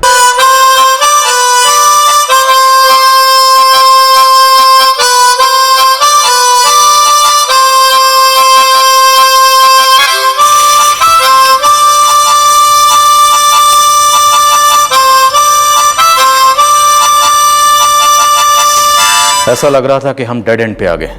लेफ्ट, राइट, आगे पीछे जाने की कोई गुंजाइश नजर नहीं आ रही थी। जबकि आपकी कस्टडी में राजू था, सो केस ब्लाइंड नहीं था, और राजू की कड़ी इन्वेस्टिगेशन के बाद भी उसका स्टेटमेंट ज्यों का त्यों था, जिसे आप शुरुआत में मनगढ़ंत मार रहे थे, पर अब उसे सच मानने के लिए मजबूर हो रहे थे। सर, क्या ये राजू की स्टेटमेंट सच थी या वो अपनी किस्मत आजमा रहा था? जब तक चले एक झूठ को चला रहा था। हमने उसकी कहानी में हर तरीके के छेद ढूंढने की कोशिश की, हर पैंतरा अपनाया, लेकिन राजू सिंह अपने बयान पर अड़ा रहा, ज्यों का त्यों। और फिर मायूसी के इस माहौल में उम्मीद की किरण चमकी। पता चला कि जो सूटकेस क्राइम में इस्तेमाल हुआ था, वो किसी तीसरी दुकान से खरीदा गया था। मैडम, उस दिन आप आई थी ना, काले सूटकेस के बारे में कुछ पूछ रही थी, बच्चे के मर्डर केस वाला। आपको कुछ पता चला आपने किसे बेचा था सूटकेस? नहीं मैडम, पता तो नहीं चला है, लेकिन उस दिन मैं एक बात आपको बताना भूल गया था। कौन सी बात? मेरा एक दोस्त जोगेश्वरी में सूटकेस की दुकान चलाता है। कभी कभी वो मेरे यहाँ से माल लेकर अपनी दुकान पर बेचने के लिए रखता है। बेंजी ब्रांड का माल भी रखता है? हाँ जी। दरअसल इस जनवरी में वो कुछ 10 एक पीस ले गया था, उसमें एक काला बेंजी भी था। इतनी बड़ी बात आप भूल गए? जब मैं आपसे बेंजी ब्रांड के ब्लैक सूटकेस के बारे में पूछ रही थी तो आपको बिल्कुल याद नहीं आया? भूल गया मैडम, सच में।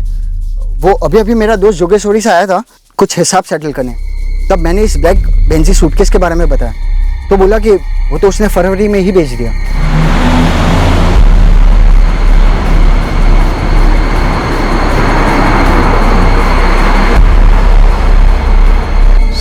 बिल तो नहीं है, बिल बना ही नहीं। ऐसा लाफा दूंगा ना, तेरे चेहरे की पूरी रौनक उड़ जाएगी।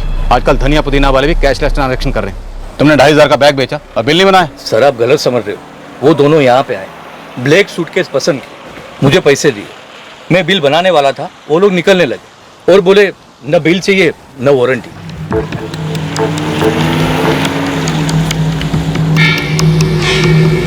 अरे साहब, बिल नहीं लोगे क्या? अरे नहीं चाहिए बिल। अरे फिर वारंटी। मुझे बड़ा अजीब लगा। नॉर्मली कोई भी कस्टमर यहाँ पे आता है तो बिल और वारंटी कार्ड बराबर बना के लेके जाता है, मगर ये दोनों तो बड़े अजीब थे। ये सर किस डेट में हुई थी?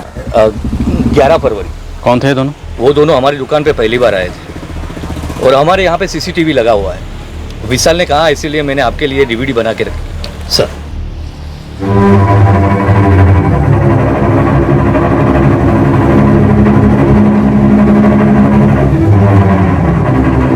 बोले भाई साहब, क्या दिखाओ? बैग है, सूटकेस है, स्कूल बैग है, क्या दिखाओ? बोले। ये काला वाला दिखाइए।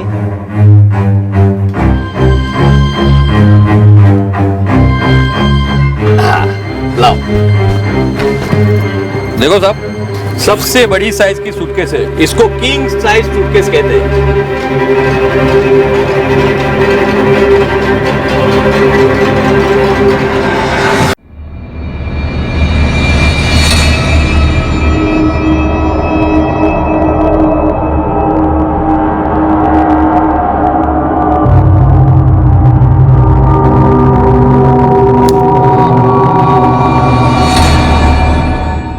नहीं साहब, मैंने कहा ना आपसे, मुझे उस जोड़े के बारे में और उस बच्चे के बारे में बिल्कुल याद नहीं है साहब। लेकिन आप ये फोटो देख के साहब मैं इतना कह सकता हूँ कि वो जो आदमी था वो साहब इन दोनों में से नहीं है। हम हर केस की तह तक जाते हैं और इसे हल करके ही छोड़ते हैं। इस केस की भी तह तक जाएंगे और इसे भी हल करके ही छोड़ेंगे, चाहे कुछ भी हो जाए। लेकिन अगर मुझे बाद में पता चला ना कि तुमने हमें गोल गोल घुमाया था या कुछ भी झूठ बोला था, तो तेरी लाश ना तो इस लॉकअप में ना किसी कटघरे में मिलेगी। तेरी लाश मिलेगी एक सूटकेस में, वो भी किसी गंदे नाले के पास पड़ी है। साहब, क्या आपको लगता है कि ये बात मुझे पता नहीं है? लेकिन जब से आप लोग उठा के लेके आए यहाँ पर, मैं बार बार यही बात कह रहा हूँ कि मुझे कुछ नहीं पता साहब, मुझे कुछ नहीं पता।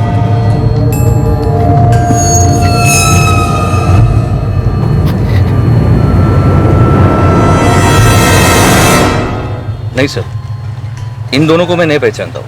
और आज मुझे लग रहा है कि उस दिन जबरदस्ती इन दोनों का मैंने बिल बनाया होता तो वारंटी कार्ड के बहाने इन दोनों का नाम और नंबर तो मिल जाता।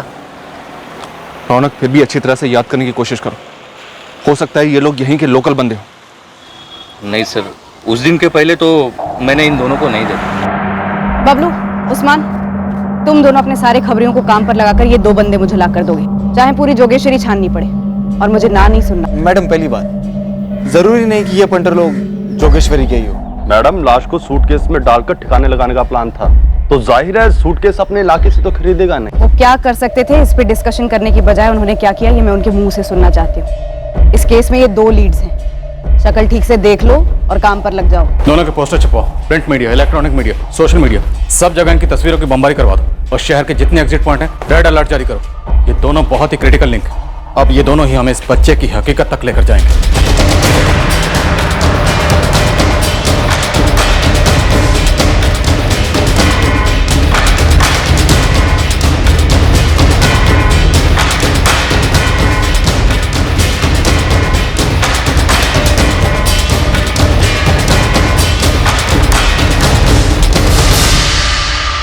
सेंट्रल वेस्टर्न हार्बर, हर जगह पे जितने लड़के लगेंगे लगा लो, लेकिन भाई ईमान से, बच्चे का मर्डर हुआ है।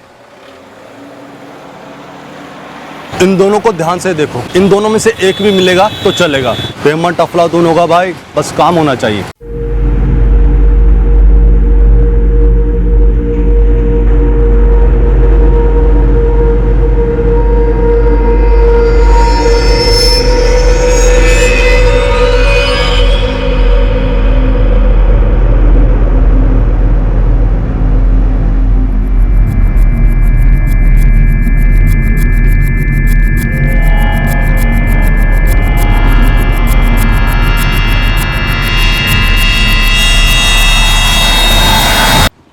इनमें से किसी को देखा है?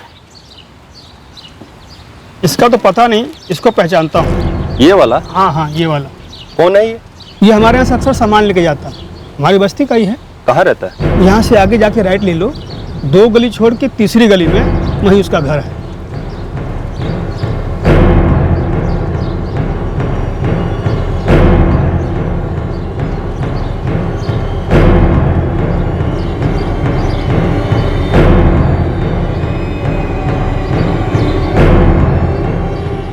ताई, अरे ये तो हमारा चंदन है, चंदन प्रसाद। कहाँ रहता है ये यही रहता है ऊपर, उसकी पत्नी होगी सुमन अभी घर पे। इतने दिनों से इसका पोस्टर आपके मोहल्ले की दीवारों में लगा है, वो देख। कभी ध्यान ही नहीं गया उसकी तरफ। लेकिन पुलिस क्यों ढूंढ रही है उसको?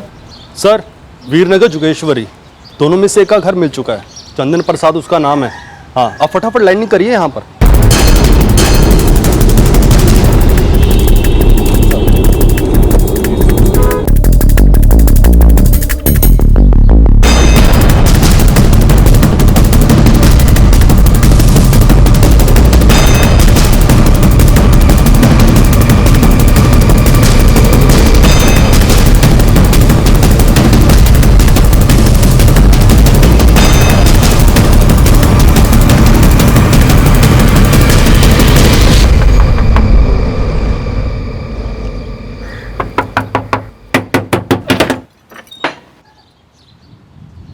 जी चंदन प्रसाद आपके पति का नाम है? जी हाँ। कहाँ है? वो तो 2 दिनों से बाहर गए काम से, बता कर नहीं गए। उनका फोन भी बंद है। आप चलिए हमारे साथ, हम बताते हैं वो कहाँ। आइए। बात क्या है? सब ठीक है ना? मेरे पति ठीक है ना? ठीक तो हम उन्हें कर देंगे, पहले आप चलिए। बताइए ना बात क्या है? अरे क्या बताइए ना, बहस किए जा रही हैं आप। चलिए चलिए, गावड़े ताला लगा। सुनिए तो सही।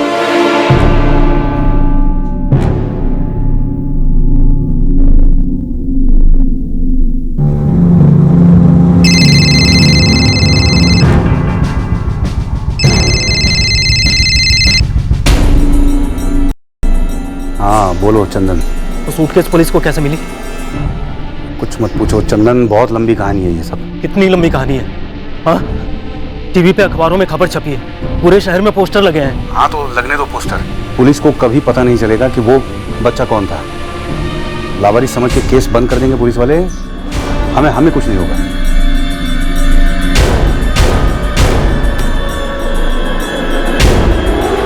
दो दिन पहले निकले थे वो घर से, अभी तक नहीं लौटे। मैं खुद भी बहुत परेशान हूँ। हमारे आने से पहले तक तो परेशानी लग रही थी। ये बच्चा कौन है? मैं नहीं जानती इसे। अपने पति को तो जानती हो ना? जी। तुम्हारे घर के ठीक सामने उसका पोस्टर लगा हुआ है, लेकिन तुमने कुछ नहीं बताया। तुम्हारा पति चंदन इस मासूम बच्चे का कत्ल करके फरार हो गया। नहीं साहब, मेरे पति खूनी वूनी नहीं है। आप जिस पोस्टर की बात कर रहे हैं वो तो मैंने अभी तक देखा भी नहीं। तो ये ले, अब देख।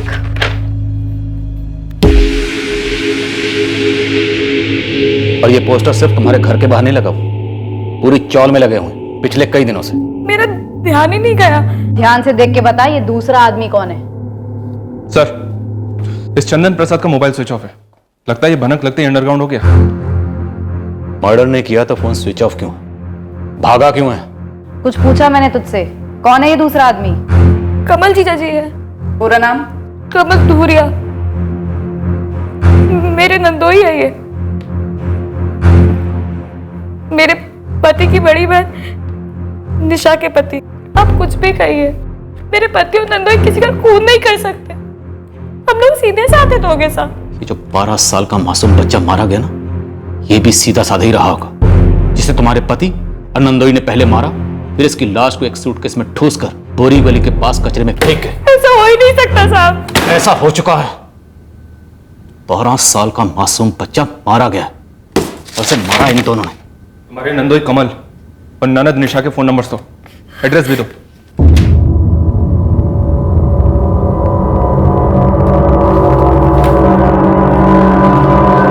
मैडम, मेरे पति कुछ दिनों से बहुत टेंशन में थे। टेंशन में तो होगा ही, एक बच्चे का खून किया उसने। नहीं मैडम, वो खून नहीं कर सकते। मैं नहीं जानती वो क्यों परेशान थे,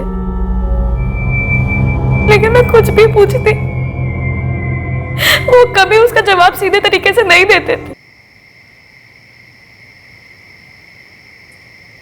कब तक गुमसुम बैठे रहोगे? कुछ बताओगे भी, हुआ क्या है? कुछ नहीं हुआ। देख रही हूँ कुछ दिनों से चेहरे का रंग ही उड़ा हुआ है। कुछ छुपा रहे हो? खाना क्यों नहीं खाओगे? भर गया पेट मेरा। और मैं सोचती रही कि शायद वो मुझसे नाखुश है। और इस नाखुशी की वजह? हम बच्चे के लिए कोशिश कर रहे थे,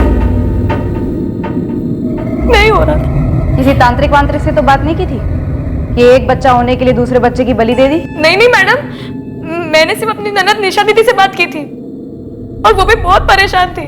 अब तुझसे क्या कहूँ सुमन, तू कह रही है कि चंदन काफी दिनों से परेशान रहता है, ठीक से बात नहीं करता। यहाँ भी हालात कुछ अलग नहीं है। तेरे कमल जीजा जी भी कई दिनों से काफी परेशान रहते हैं। क्यों निशा दीदी, आपने पूछा नहीं क्या बात है? यहाँ चंदन तो मुझसे सीधे मुंह बात तक नहीं करते। अरे यहाँ भी वही हाल है, कुछ बात करने जाओ तो चिल्लाने लगते हैं। अरे रुको, 2 मिनट, दही बड़े बन गए, मैं अभी टिफिन लेकर आती हूँ। नहीं चाहिए, रहने दे।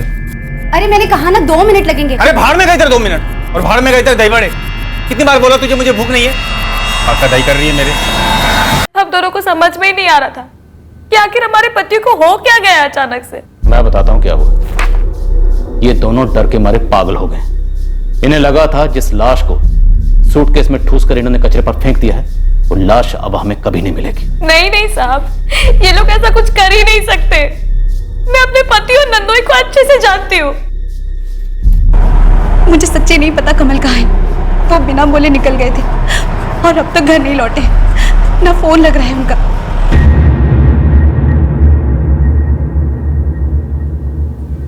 तुम दोनों के पति मुंबई में छुपे हैं या मुंबई के बाहर? तुम दोनों अच्छी तरह से जानती हो ये बच्चा कौन है, बहुत अच्छी तरह से जानती हो, और ये भी जानती हो कि तुम्हारे पतियों ने इस मासूम बच्चे को क्यों मार दिया। बस हमारे सामने नहीं जानने का नाटक कर रही हो तुम दोनों। नहीं साहब, ये सच नहीं है। मेरे पति कमल इतनी घिनौनी हरकत कभी नहीं कर सकते, और न मेरा छोटा भाई चंदन। आप अब सीधे साधे लोग हैं। चंदन की एक सादी सी नौकरी है, सुबह जाता है शाम को लौट आता है। तुम दोनों के पति कहाँ काम करते हैं? मेरी बड़ी बहन सरिता दीदी, उनकी एक छोटी सी यूनिट है। चंदन और कमल जीजा जी वही काम करते हैं। कहाँ है ये यूनिट? दहीसर में। क्या बनता है? फैशन वाली बिंदियां बनती है। ये दोनों कुछ ना कुछ जरूर जानती हैं, पर बोल नहीं रही। ज्योति सर, रहम करने की बिल्कुल जरूरत नहीं, ग्रिलिंग चालू रखो। जी। तब तक हम दहीसर होकर आते हैं। सुमन, चंदन ने घर से निकलने से पहले कुछ बोला था क्या? नहीं दीदी, कुछ नहीं बोला, बस ऐसे ही निकल गए। और मुझे नहीं पता था कि कमल जीजा जी भी। क्या हुआ? मुझे देखते ही चुप क्यों हो गई? अब वही डायलॉग शुरू कर दोगे, हमें कुछ नहीं मालूम, हमें कुछ नहीं मालूम। देखो, अच्छा यही है कि तुम दोनों सब कुछ सच सच बता दो, या फिर अपनी तरह से हम तुम्हारी जुबानें खुलवाएंगे, कूट कूट के।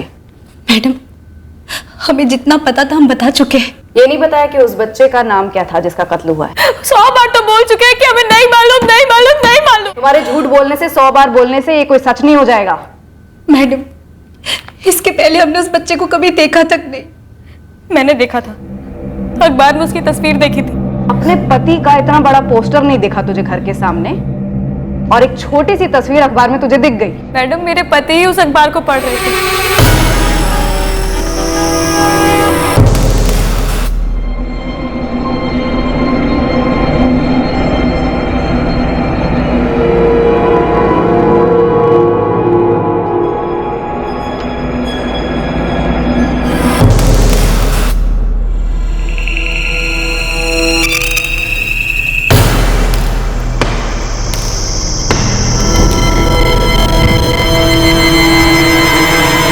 ये देख, ये तेरा पति है।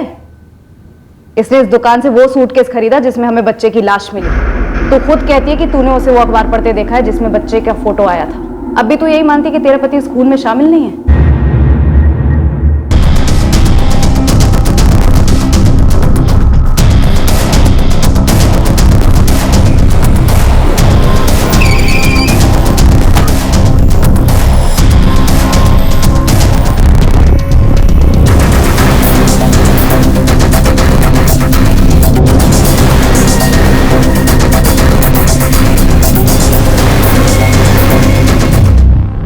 शिंदे सर, जरा ऊपर भी चेक करो, ताला है क्या? ऊपर जाकर चेक करो।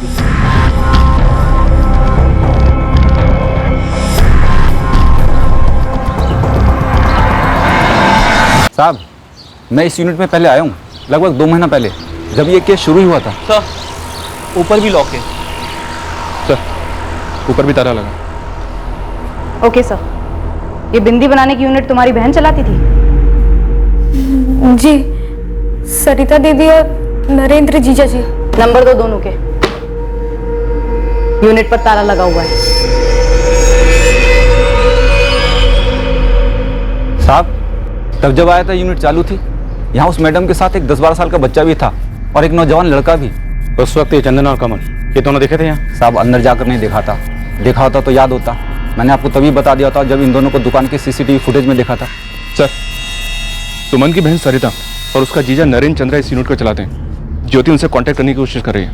The number you have called is currently switched off. The number you have called is currently not. लगता है तेरी बहन सरिता चंद्रा और उसका पति नरेंद्र चंद्रा इस खून में शामिल है। सर, नरेंद्र चंद्रा और उसकी पत्नी सरिता चंद्रा दोनों के फोन स्विच ऑफ जा रहे हैं। सुमन कह रही है कि वो लोग उस यूनिट के ऊपर वाले फ्लोर पर रहते थे। यहाँ ऊपर और नीचे दोनों जगह ताला है। एक काम करो, इन दोनों मियाँ बीवी के फोन रिकॉर्ड्स निकलवाओ। लगता है फाइनली हम टारगेट पे। Okay sir. चंदे सर, डीसीपी ऑफिस से इस यूनिट में ब्रेकिंग करने की परमिशन लो। सर तुरंत। जगताप साहब, अपनी एक टीम के साथ इस जगह पर हर वक्त कड़ी निगरानी रखो। इस मासूम के खून का राज यहीं कहीं दफन है। इस जुर्म का बीज इसी यूनिट में बोया गया है।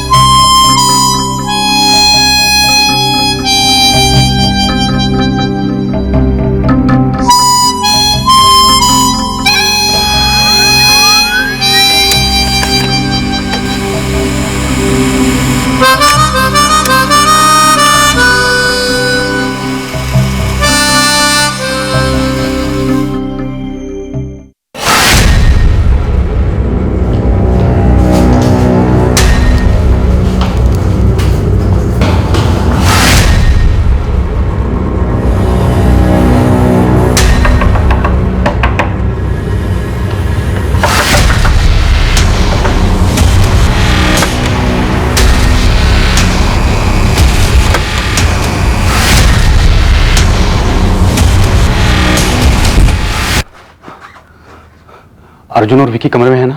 उन दोनों को बाहर निकलने से मैंने सख्त मना कर रखा है। लेकिन अर्जुन भैया, हम लोग ये क्यों रह रहे हैं? मेरी स्कूल में सो रही है ना। कितनी बार पूछेगा सवाल? चल खा। पूछना तो पड़ेगा, कोई कुछ बताता ही नहीं है, ना मम्मी पापा ना तुम। तू ये लास्ट बार पूछ रहा है और मैं लास्ट बार बता रहा हूँ। हम कहीं और जाके रहने वाले हैं, इसलिए यहाँ पे रह रहे हैं। समझ गया? चल खाना खा। मुझे मेरा स्कूल नहीं छोड़ना। खा चुपचाप। नहीं खाऊंगा। खा। नहीं खाऊंगा। तो लाफा खाएगा? बहुत मुश्किल से टिकटें मिली हैं परसों की। एजेंट को साला 3 गुना देना पड़ा है। मुझे तो बहुत डर लग रहा है। आप लोग तो निकल लोगे, हम दोनों का क्या होगा? मैंने तुम दोनों की टिकटें भी करवाई हैं। हम सब लोग साथ जा रहे हैं, ठीक है? लेकिन निशा और सुमन, वो दोनों भी बेहाल होंगे हमारे फिक्र में। बात भी नहीं हुई कई दिनों से। वो दोनों क्या नरेंद्र जी, क्या? देखो, जैसा सोचा था वैसा नहीं हुआ है। बात गड़बड़ा गई है पूरी तरह। सुमन और निशाद दोनों को पुलिस ने पकड़ लिया है। अब पुलिस, कहीं पुलिस हम तक तो नहीं पहुंच रही?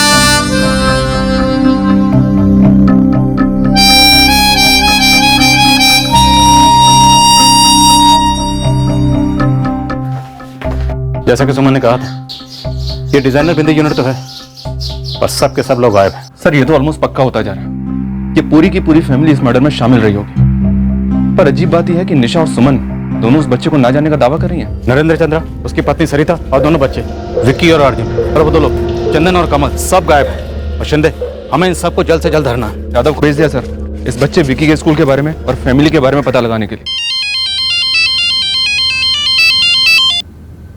हेलो, कौन बोल रहा है? अरे पहले आप अपना परिचय तो दीजिए देवी जी। आप सरिता चंद्रा और नरेंद्र चंद्रा को जानते हैं? पहले आप बताइए, आप कौन बोल रहे हैं?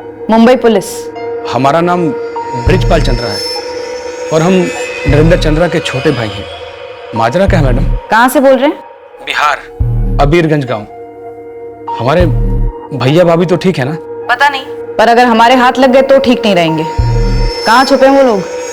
मैडम जी, वो छुपेंगे काहे? ऐसा क्या किया उन्होंने? कहाँ हैं वो लोग? मुंबई में होंगे वो मुंबई का इलाका है ना दहीसर, हुआ उनका फैक्ट्री और घर वही है। नहीं है वहाँ। आज 29 अप्रैल है। 26 अप्रैल से तुम्हारे भैया और भाभी दोनों का फोन स्विच ऑफ है। ठीक उसी दिन से जिस दिन से चंदन प्रसाद और कमल धूरिया का फोन स्विच ऑफ है। इन दोनों को भी जानते होंगे आप? जी हाँ जानते हैं, लेकिन हुआ क्या है मैडम जी? ब्रिजपाल जी, नरेंद्र की आखिरी बार बात आपसे हुई थी 26 तारीख की दोपहर को। उसने बताया होगा कि वो कौन से शहर में है, किस जगह छुपा हुआ है या फिर छुपने वाला है। मैडम आप क्या कह रहे हैं, हमका कुछ समझ नहीं आ रहा है। और हमरे भैया उनका परिवार छुपेंगे काहे? क्या हुआ क्या मैडम? मैंने इस ब्रिजपाल चंद्रा को बच्चे की फोटो भेजी थी। कहता उसने बच्चे को कभी नहीं देखा सर। मैंने उसके गांव अबीरगंज पुलिस थाने में बच्चे की फोटो और इन सभी सस्पेक्ट की डिटेल्स भेज दी हैं। इस चंद्रा परिवार की फोटो बच्चों सहित सभी जगह फ्लैश करवाओ, hotel, lodge, railway station, bus station, सभी जगह। अगर ये किसी बिल में दबके बैठे हैं तो इन्हें बिल से बाहर निकाल, और अगर देर होगी, हाथ से निकल गए, तो अबीरगंज से इसके भाई ब्रिजपाल को उठा लो। जी नहीं सर, इस बच्चे की कोई मिसिंग कंप्लेन नहीं हमारे यहाँ। नरेंद्र चंद्रा के भाई ब्रिजपाल से कोई कांटेक्ट हुआ आपका? आपके एड्रेस भेजते ही टीम निकल गई उसे उठाने के लिए, और एक टीम को भेजा हूँ बच्चे की फोटो लेकर अबीरगंज। हमारे पास पूरे 2 महीने से बच्चे की बॉडी पड़ी है। मौत की गुमनामी में शांत पड़ा बच्चा बहुत खटकता। हम तरस गए पता लगाने के लिए कि ये बच्चा कौन है और क्यों मारा गया। ये फैमिली अपने घर से गायब है। पता करो कि इस वक्त ये मुंबई में है या मुंबई के बाहर कहीं निकल चुकी है।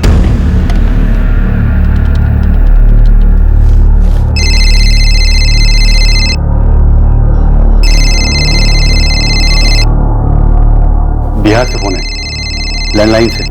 तब तो उठा ही लो, ब्रिजपाल भैया का होगा।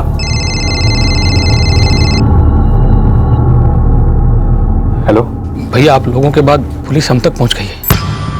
क्या बक रहा है तू ब्रिजपाल?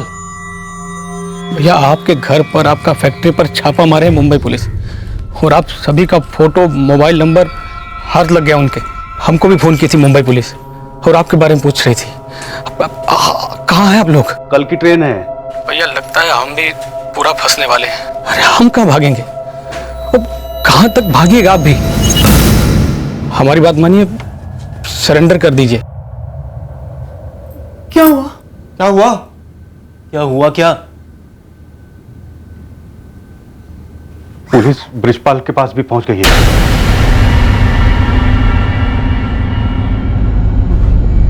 अब हमारे पास जाने के लिए कोई जगह नहीं बची। इसे कहते हैं अखंड कंजूसी पापा। फ्लाइट का खर्चा बचाने के लिए आपने ट्रेन का टिकट करा दी, अब जेल में पैसे लेकर चाटोगे क्या? अगर फ्लाइट करा लिया होता तो आराम से निकल जाते, लेकिन नहीं, हम चिंदी चोर हैं और चिंदी चोर ही रहेंगे ना। चुप रहे, आज हम लोग सब बर्बाद हैं, सिर्फ तेरी वजह से। ये सब गड़बड़ी आपकी वजह से हुई है नरेंद्र जी। बिना वजह हमारी जिंदगी भी बर्बाद हो गई।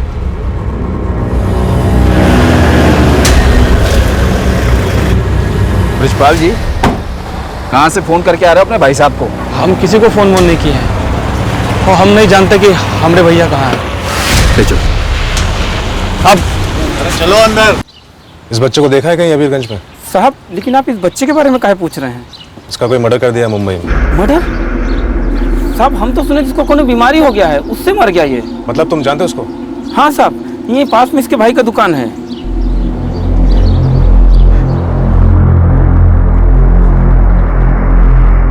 ये तो हमारा छोटा भाई गोपी का तस्वीर है सर। पर आप लोग काहे पूछ रहे हैं सर? कैसे बड़े भाई हो तुम दीपक? 2 महीने से उसका लाश मुंबई के मुर्दाघर में पड़ा हुआ है। मर्डर हो गया था उसका वहां पे, और तुम लोग ना कोई शिकायत दर्ज की ना कुछ किए। नहीं साहब, आप क्या बात कर रहे हैं साहब? गोपी का तो क्रियाक्रम भी हो चुका है साहब। क्रियाक्रम हो गया? कहाँ हुआ? कौन किया? तुम अपने हाथ से किए? सर, बच्चा आइडेंटिफाई हो गया है। अबीरगंज का?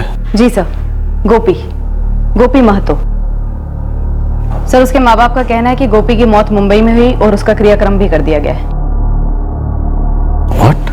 वो क्रियाक्रम का राज क्या था? और बड़ा अजीब है, इतना छोटा बच्चा और उसके ब्रदर दीपक और गोपी की मदर को कोई शक तक नहीं हुआ। अजीब और बदनसीब तो उस गोपी की किस्मत थी, और उससे भी दर्दनाक थी उसकी मौत की कहानी, जिस पर इस तरह से पर्दा डाला गया। यह केस आराम से परफेक्ट क्राइम की सिलेक्ट लिस्ट में शामिल हो सकता था, पर बीच पटरी में ही ऐसा होने से रोक दिया गया। सिर्फ एक आदमी के लालच की वजह से, कुली राजू सिंह।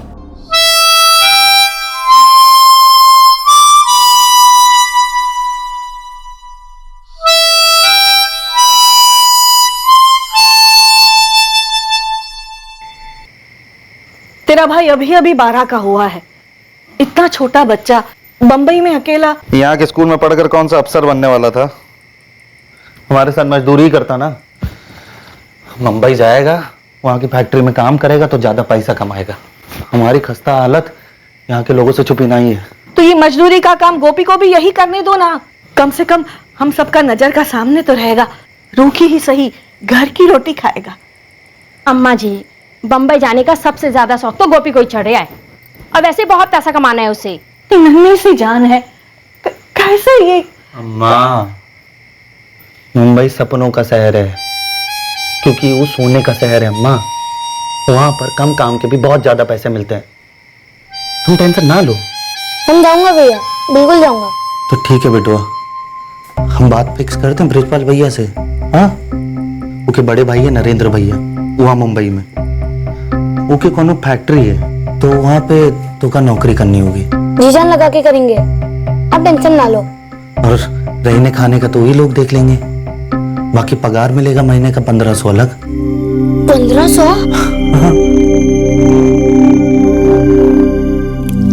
अम्मा, रहना खाना तो वो लोग देख लेंगे, और बाकी के जो 1500 मिलेंगे सारा सारा तेरे हाथ भेज दूंगा। रहना खाना तो बेटा यहाँ भी है ना, मजदूरी का काम कोनो बुरा नहीं है रे।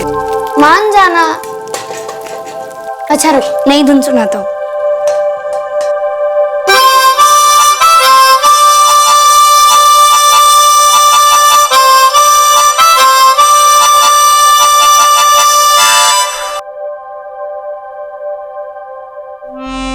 ब्रिजपाल भैया हमको बहुत अच्छे से जानते हैं साहब, हमारे बाबूजी को भी जानते थे साहब।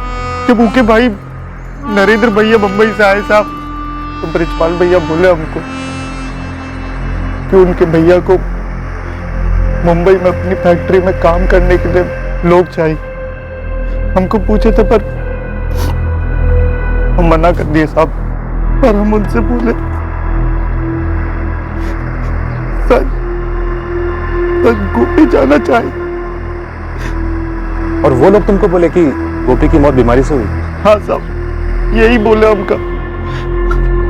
और वो लोग तो गोपी की लाश को गांव भी लेकर आने वाले थे क्रियाक्रम के लिए।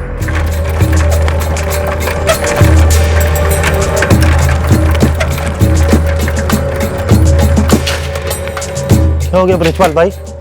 आप बोले बहुत ही अर्जेंट काम है। अनर्थ हुई गवाह है। क्या बात कर रहे हैं भैया? हमारा गोपी तो ठीक है ना भैया? मुंबई शहर एक बहुत भयंकर बुखार वाली बीमारी की गिरफ्त में है। कई महीनों से आतंक मचा रखा है बुखार ने। हमारे गोपी को तो कुछ नहीं हुई गवा भैया। हाँ, अरे पिछला हफ्ता ही तो कि हमारी अम्मा से बात हुई थी फोन पर, तब तो कुछ बोला नहीं। शायद वो अम्मा को परेशानी में नहीं डालना चाह रहा था, लेकिन कल रात उसका तबीयत बहुत बिगड़ गई। तुरंत अस्पताल ले जाया गया। वो रात भर ग्लूकोज चढ़ता रहा। डॉक्टर लोग बहुत ही कोशिश किए, पर भगवान का मर्जी कुछ और था। आज सुबह गोपी दम तोड़ दी।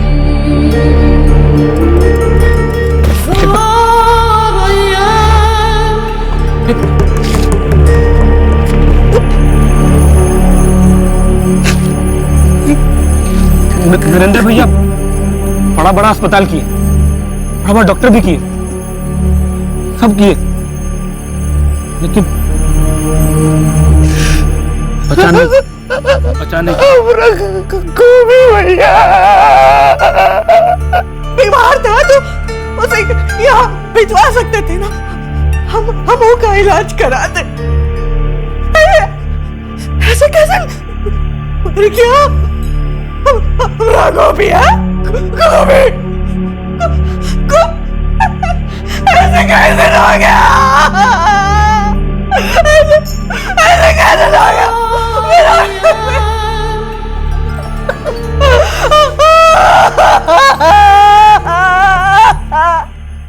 हम कहे थे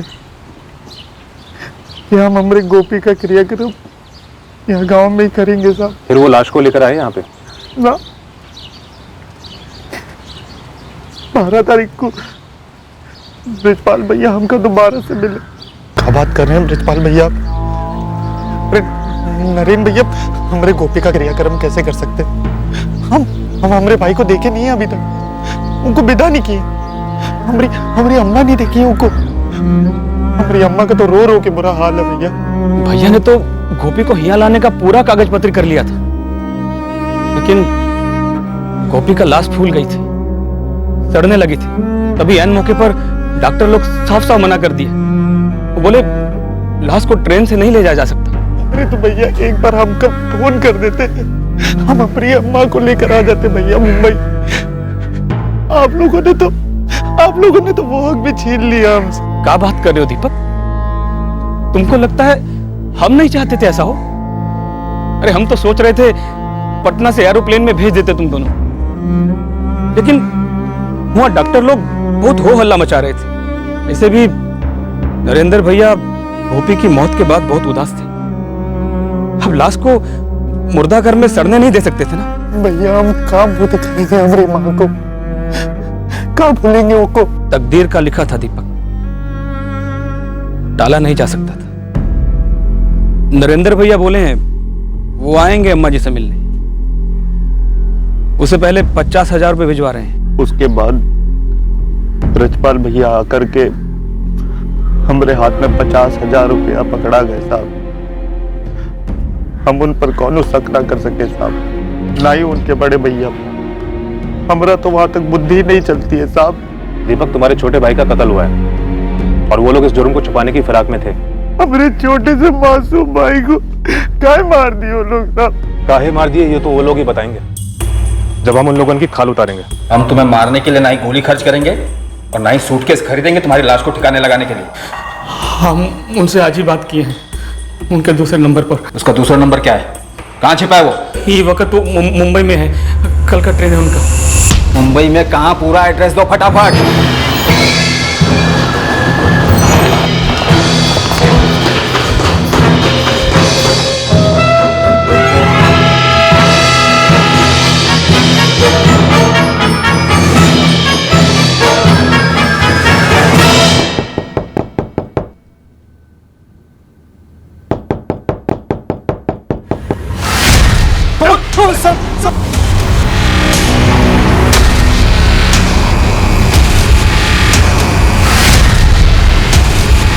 नरेंद्र चंद्रा, यहां दब के बैठे हो?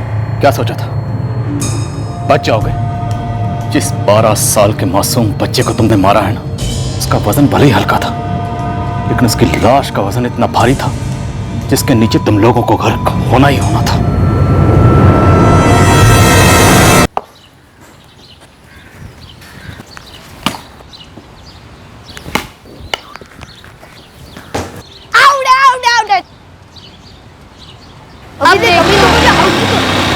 अबे ओ कामचोर, यहाँ काम करने आया तू या कोहली बनने आया? क्या करने आया? भैया मैंने उसे खुद बुलाया था, मेरे साथ कोई खेलने वाला नहीं था। ए, तू अंदर जा, चल बैठ दे। क्या बकवास कर रहा था तू उसके सामने? हाँ, तू यहाँ सिर्फ काम और काम करने के लिए लाया गया। आइंदा कभी उसको खेलने बुलाया ना तूने, तुझे अच्छे से समझा दूंगा मैं। क्यों? क्योंकि मैं बोल रहा हूँ इसलिए।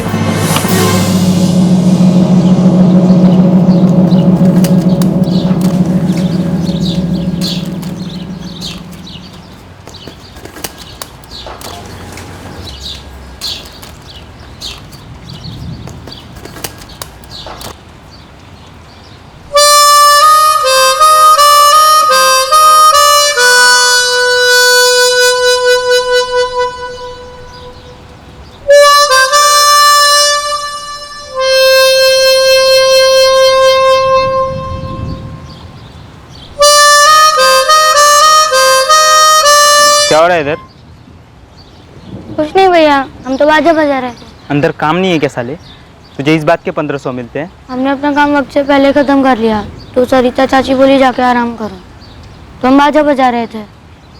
और हम कामचोर नहीं हैं, हमको ऐसा मत बोलो। मुझे क्या बोलना और क्या नहीं बोलना है ये तुझ जैसे 2 टके का कीड़ा सिखाएगा मुझे? शिकायत करेगा? हिम्मत बढ़ गई है तेरी? तो आप हमको इतना मारते क्यों हो? चुपचाप काम कर वरना कुत्ते की तरह पीटूंगा। अर्जुन क्या कर रहा है तू ये?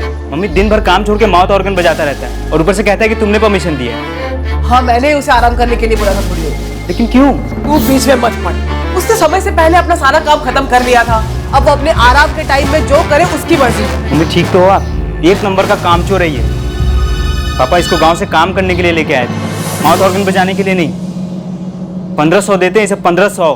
100 की औकात नहीं है इसकी। अर्जुन मैंने बोला ना तू इसमें दखल मत दे। चाची भैया को समझा दो कि आइंदा से मुझे गाली भी ना दे और मारे भी नहीं। जब भी दिखता हूँ मारने लगते हैं। अर्जुन आइंदा से तू इस पर हाथ नहीं उठाएगा, समझा? और मेरी बात को हल्के में मत ले। अब जा यहां से, जा यहां से। बेटा गोपी तू ना अर्जुन भैया के सामने ही मत आया कर। चाची हम नहीं आते उनके सामने, वो ही आगे पीछे से आकर मार देते हैं। अब वो नहीं करेगा वैसा, मैंने बोला है ना उसको। जा तू अपने कोने में जाकर थोड़ी देर के लिए सो जा।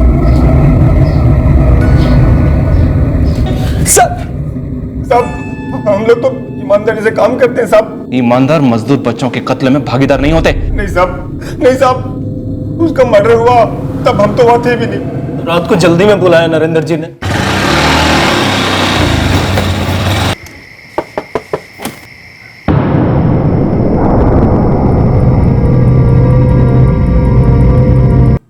साफ दिल, उसी प्यारे, नेक और साफ दिल बच्चे की लाश को एक सूटकेस में ठूस कर तुम लोग अपने गांव ले जा रहे थे, झूठ बोलकर कि वो बीमारी से मारा गया।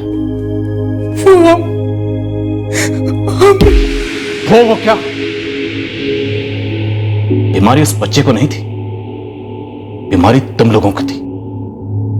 ऐसी लाइलाज बीमारी जिसकी वजह से तुम लोगों ने उस 12 साल के मासूम बच्चे को मार डाला। नहीं नहीं नहीं नहीं सर, हमने नहीं मारा साहब, हमने नहीं मारा।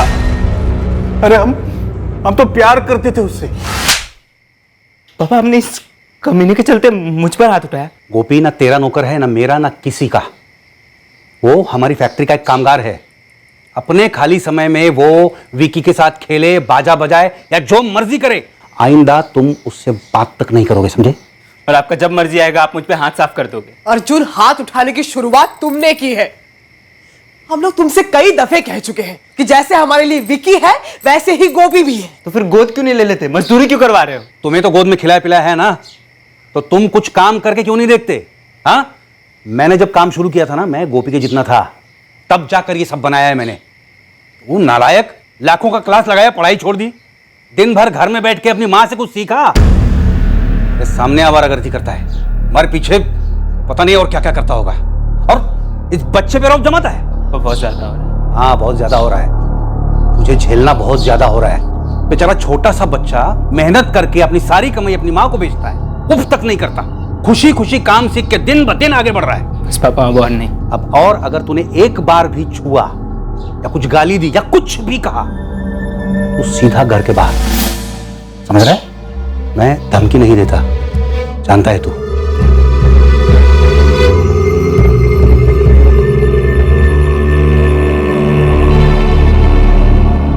आइंदा अर्जुन तुझे कुछ भी कहे तो सीधा मेरे पास आ जाना। उस वाली रात, इससे पहले कि गोपी हम तक पहुंचता और हम गोपी तक पहुंचते, बहुत देर हो गई थी साहब।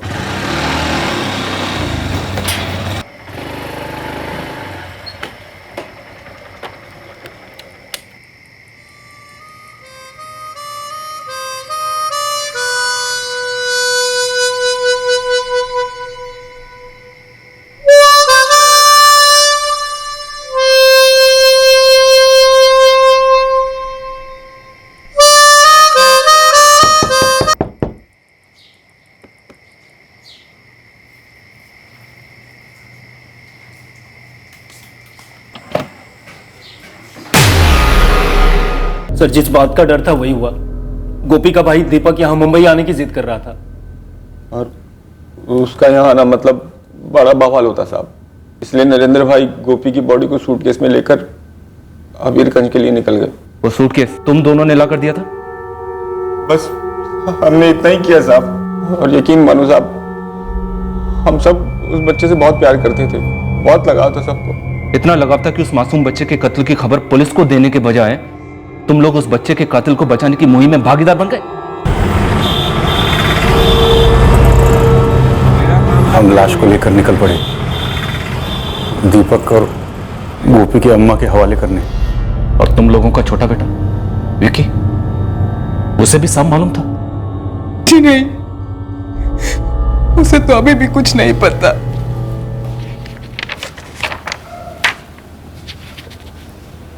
पुलिस अंकल, मेरे मम्मी पापा कहाँ हैं? मुझे इनसे मिलना है। और अर्जुन भैया कहाँ हैं? बैठो बेटा, आएंगे।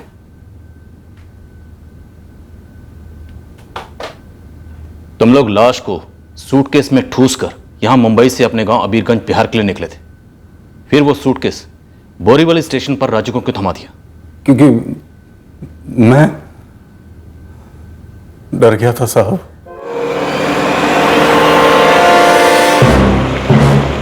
एक मिनट रुको भाई, एक मिनट रुको। क्या हुआ साहब? तुम लोग यहीं रुको, मैं टिकट निकाल के आता हूं।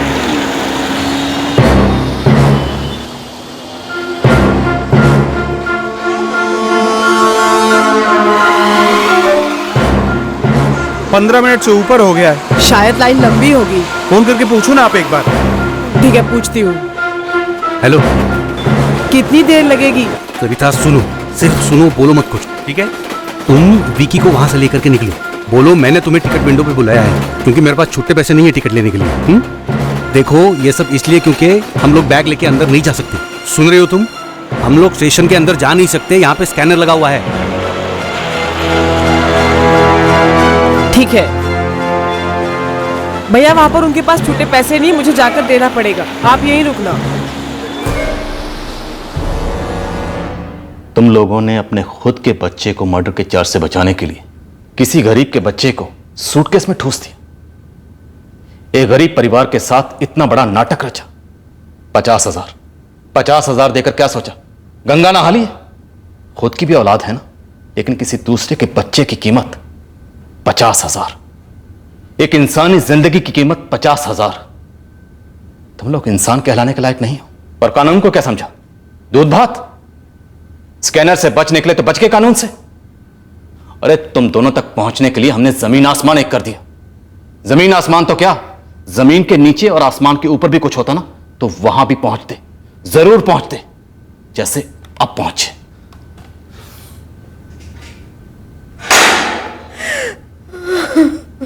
गुस्सा? किस बात का गुस्सा? कि वो एक गरीब लड़का था और उसे दूसरे बच्चों की तरह खेलने का शौक था? या फिर वो माउथ ऑर्गन बजाता था और ये तुझे खटकता था? वो म्यूजिक बजाता, दूसरे लोगों को पसंद आता और तुझे इसकी जलन होती है ना? इधर देख, देख इधर। कितना बड़ा था वो तेरे अपने भाई विक्की से? बोल, कितना बड़ा था? जो हिम्मत तूने 12 साल के बच्चे पे दिखाई, वो दिखाऊं मैं तुझे? दिखाऊं?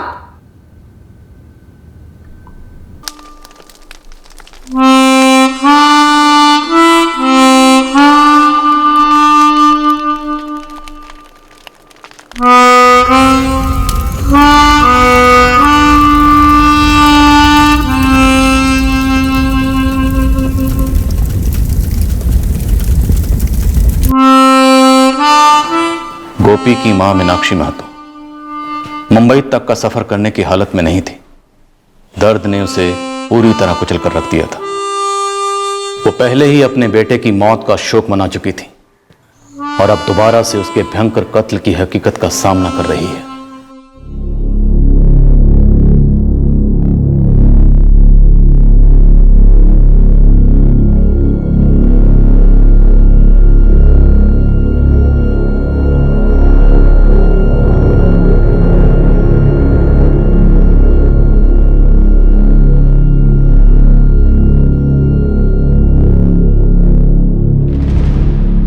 आपने और आपकी टीम ने इस केस को काफी ज्यादा पर्सनली ले लिया था। हर केस पर्सनल होता है वैसे, और पर्सनल लाइफ हर केस को इन्फ्लुएंस करती है। और इस केस में बच्चे की जो बेबसी थी उसने हम सबको अंदर से हिला कर रख दिया था। इस केस में अगर कत्ल ना भी होता तब भी एक बहुत बड़ा जुर्म हो रहा था, और वो है बाल मजदूरी के कानूनों का उल्लंघन। और गोपी महतो महज 12 साल का था। हम में से कईयों को यह गलतफहमी होती है कि हम गरीबों पर मेहरबानी करते हैं अपनी उदारता से, पर अक्सर हकीकत यह होती है कि हर छोटा बड़ा काम इंसान अपनी गरिमा बरकरार रखने के लिए करता है। हमारे देश में लाखों ऐसे बच्चे हैं जो ऐसे उद्योगों में, घर काम में नौकरी करते हैं। ऐसे बच्चों के लिए जितना किया जाए उतना कम है, लेकिन महज हमदर्दी जताने से बेहतर है कि ऐसे बच्चों के लिए या हर उम्र के कामगार को उसकी गरिमा से वंचित ना किया जाए। इस तरह के और भी एपिसोड देखने के लिए हमारे चैनल को सब्सक्राइब करें और बेल आइकन दबाना ना भूलें।